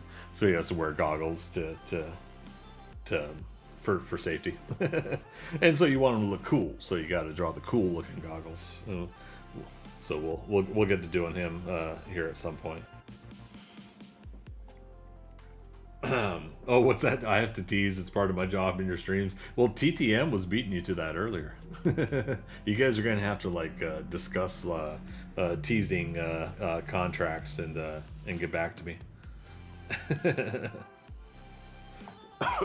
Excuse me. Yeah, TTM was in earlier. We're doing a couple more movie quote, movie trivia type moments. That was pretty fun.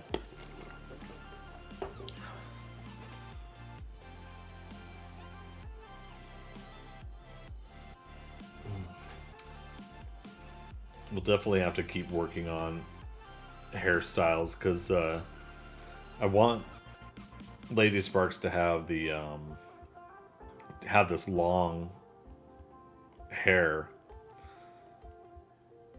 but I need to work on like how it lays on the face and everything like that. Much like, is it Violet from The Incredibles? She's always going to be covering like her left side because so another spoiler is Lady Sparks gets bitten by a zombie. We talked about that earlier in the stream, but real quick recap. Zombies in my world are created from dimensional rift energy. So if you're in the roughly 100 yards barrier of the rift, on the outer edges of the rift, your life force is pulled out of your body. You no longer have your soul, your life force, whatever you're going to call it, and you become a zombie. You constantly hunger and thirst for flesh and blood because you have no soul, and your simple mind, that's the only thing you can think of is flesh and blood equals what you crave, having that back. Real quick pause for fire department.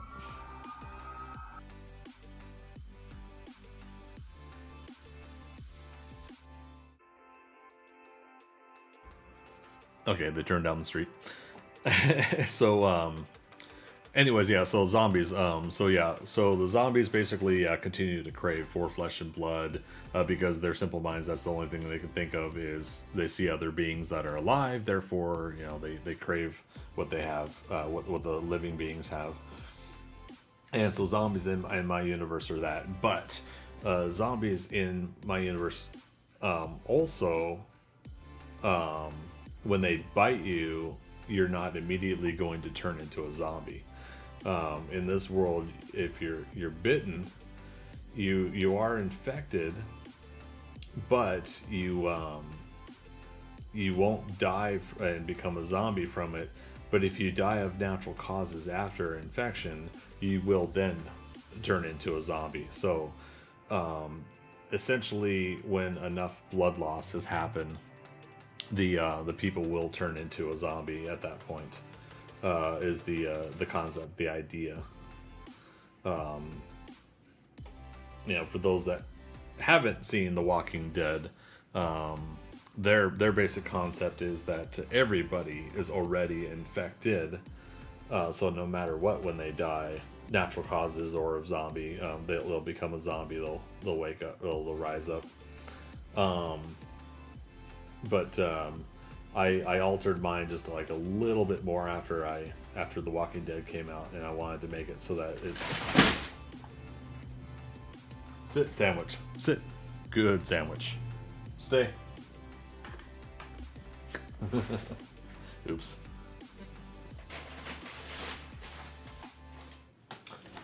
I'm sorry.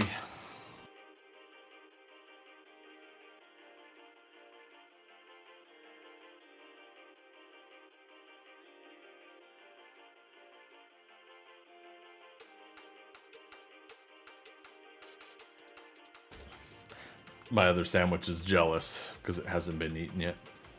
Speaking of consuming. Anyways, I was saying that the zombies in this universe don't necessarily you don't become one when you're bitten, but you're infected at least. So what I wanted to do is like from the bite, basically I'm not a person who knows actual like anatomy and how things react. I don't know. I'm not a doctor or anything like that. But in this particular case, I did want to, at least from a comic book, a character creation standpoint, wanted to create on Lady Sparks. The bite will be like right here where the shoulder meets the neck, the whole Vulcan nerve pinch area. But it'll be somewhere along the lines of here. And then what I'm going to have is basically the veins in the face start going dark from that point. Essentially making the infection known when people are bitten. That your veins or your body kind of basically spider webs out from the veins. So I wanted to do that so that we would have that on the left side of her face and her neck. So she always wears her hair long and off to the side. Which means previously, before she and Dr. Demolition come to this universe, I'm going to design a different hairstyle where it's probably going to be like up and to have that contrast. So at some point we'll design that version of her.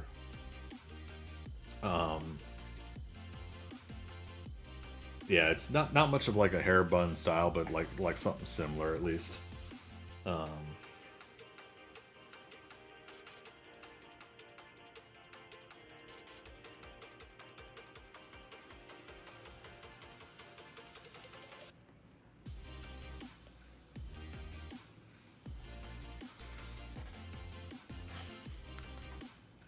Yeah, the real fun part I think is when we actually get to the designs that I'm settled with, I'm locked in, and then I start drawing them over and over again just to get used to them. That's going to be a real fun point of all of this.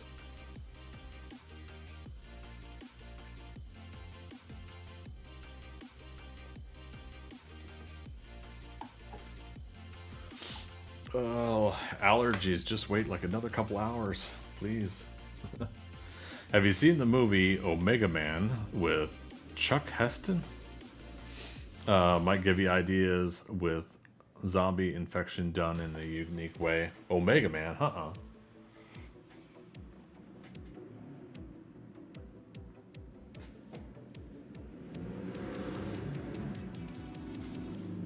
Oh, with Charlton Heston. You called him Chuck, but I get it.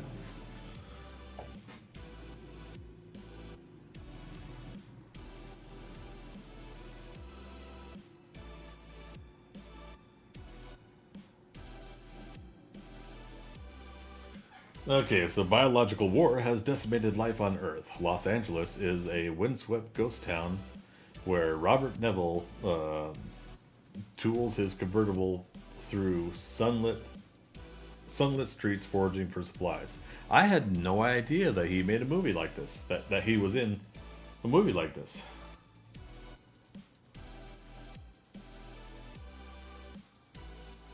Huh. Okay. All right, you got me intrigued. Appreciate the suggestion. Yeah, it's for me, it definitely is kind of the what can I do that's my take on the George Romero style Night of the Living Dead zombies, and we were talking about it earlier in the stream about how if I could find a way where I'm like doing my thing, and have a reason behind it, and then reason behind it I made as the dimensional rift, the barrier on the outer edge of the dimensional shift. People become zombies that are too close to that rift energy, and then slowly those zombies consume and change everybody on the inside.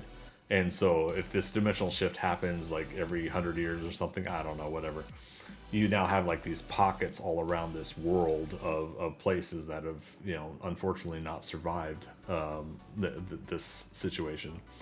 And then the story later on, thousands of years later of this constantly happening as the world gets populated, but it's mostly populated with like undead and other creatures of similar dark nature. But then like these creatures that are most people call them demons, of a demon-like nature, they find out how to basically drop some of their larvae into the world. They consume and take over hosts from the epicenter, which has more rift energy. That's again with Dr. Demolition and Lady Sparks, more of a building nature versus like an enhancement nature versus oh no, did we lose the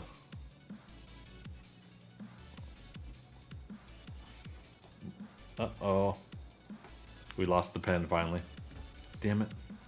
Or wait, or did I grab the wrong pen, or is it not charged? I don't know.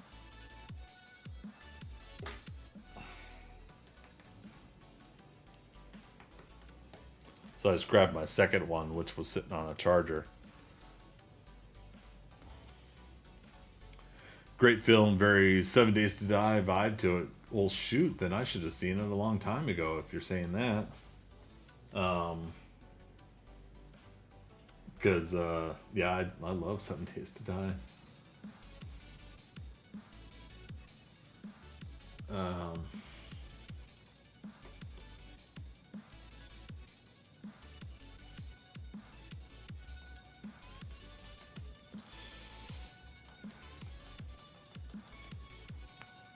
Damn it. We got pretty far with this sketch. I guess I shouldn't be too unhappy. For anybody watching this, one of the issues with the XP Pen Pro 22E monitor tablet that I'm using is for some reason eventually the stylus pen is losing connectivity, and usually I hear it. The sound of plugging in and unplugging a USB item in your computer, that sound usually comes up when it disconnects. Or it could just be that the battery's dead. So I've got on the battery on the charger right now. Alright, so what else was I doing while I was...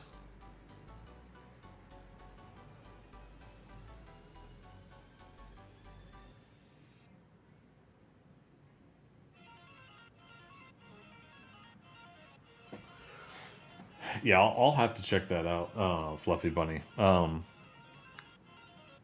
Oh, so I was talking about the zombies, right? In my story is oh yeah, and then the demons that drop the larva down basically around the epicenter, and then the idea then is that they possess or take over beings at the epicenter because they're rich with they're soaked and rich with the dimensional shift energy. So while the outer edge of the barrier takes the life force away on the epicenter, it does something where it soaks and enhances people. Not necessarily enhancement meaning by giving them superpowers per se, but just that energy is in them. So what that does is that makes them it's energy that like consumes and enhances. Maybe it gives somebody another 50 years of life expectancy, or if they were dealing with cancer or something like that, the cancer goes away. I don't know. I'll come up with something, but because the whole point is that people at the epicenter, just within like 100 yards, that they are now like something that is another desired hunger for these demons to take over somebody, these demon-like creatures. And so then they end up having like creatures that are more like you think of like orcs in the Uruk-hai in the Lord of the Rings stories, where you've got just basically that next stage of bad creatures. So the same kind of thing there, I think, with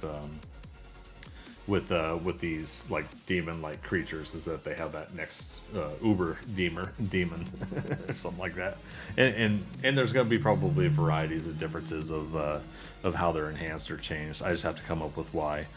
But if you take somebody that's already got superpowers, Dr. Demolition has, similar to Quake from Marvel, the ability to touch and shake and disrupt and destroy things.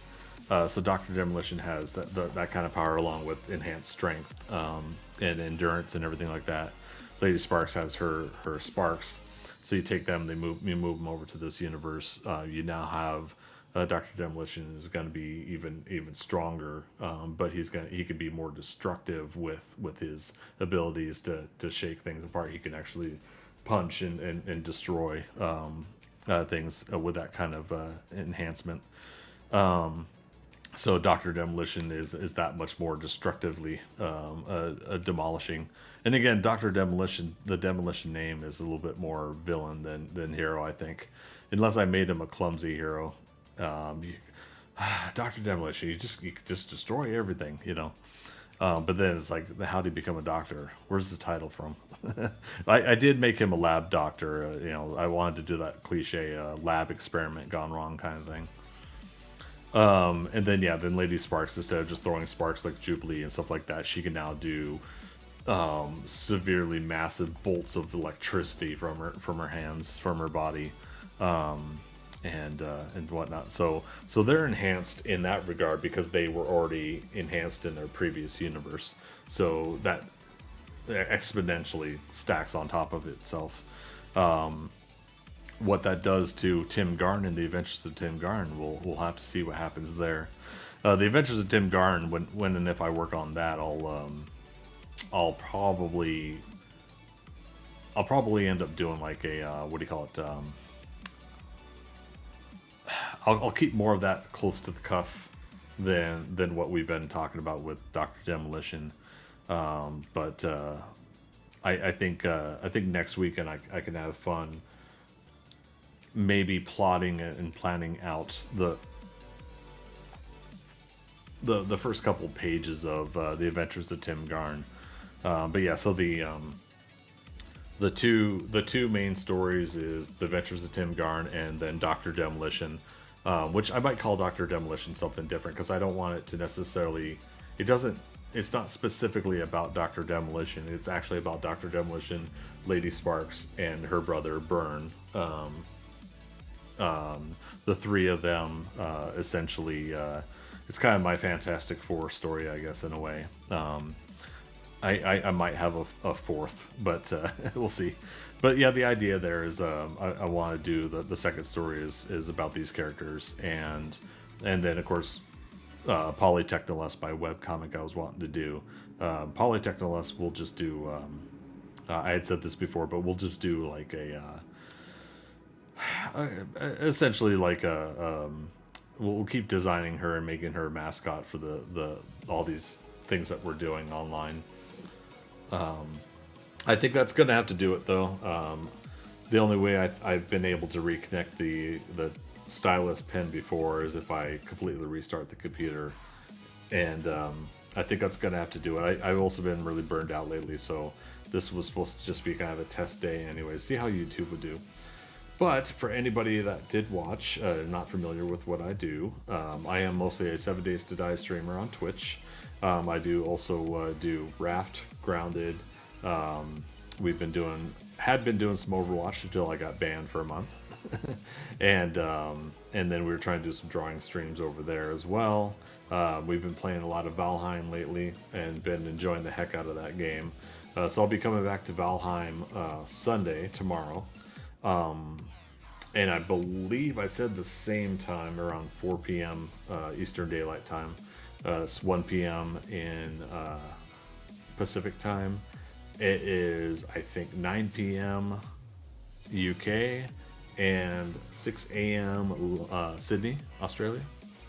So we'll come back and we'll be doing a live stream tomorrow. I'll announce more on my social media, so follow me at Greg Scott Bailey on Twitter. There is the Art and Entertainment of Greg Scott Bailey Facebook page as well, if you want to look for that. I prefer to just stick with Twitter these days for a lot of my social media posts. And then, of course, we have a Discord to join too as well. Just hit me up for that if you want to know the connectivity link for that. Today's drawing stream was a pretty good test for those that are supporting me on my Patreon. That's patreon.com/Greg Scott Bailey.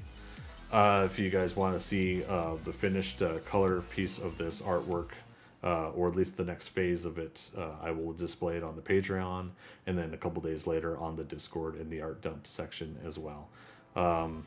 So cool. Thanks everybody for coming along for a almost 4-hour test stream here on YouTube. If I get the itch later, I'll go live on Twitch. If I get the itch, but I'm not really feeling it. I'm still trying to recover and recoup, so I won't. I don't think I'll say it right now, here and now. I'm not going to be on Twitch later tonight, but I will be tomorrow. We'll look to be doing a Valheim stream and a Just Chatting stream on Twitch tomorrow. So, Fluffy Bunny, take care. Thanks for the chit chat, man. Rare Pony, thanks for the chat earlier. TTM earlier for the movie trivia chat that we do. We love to have those moments.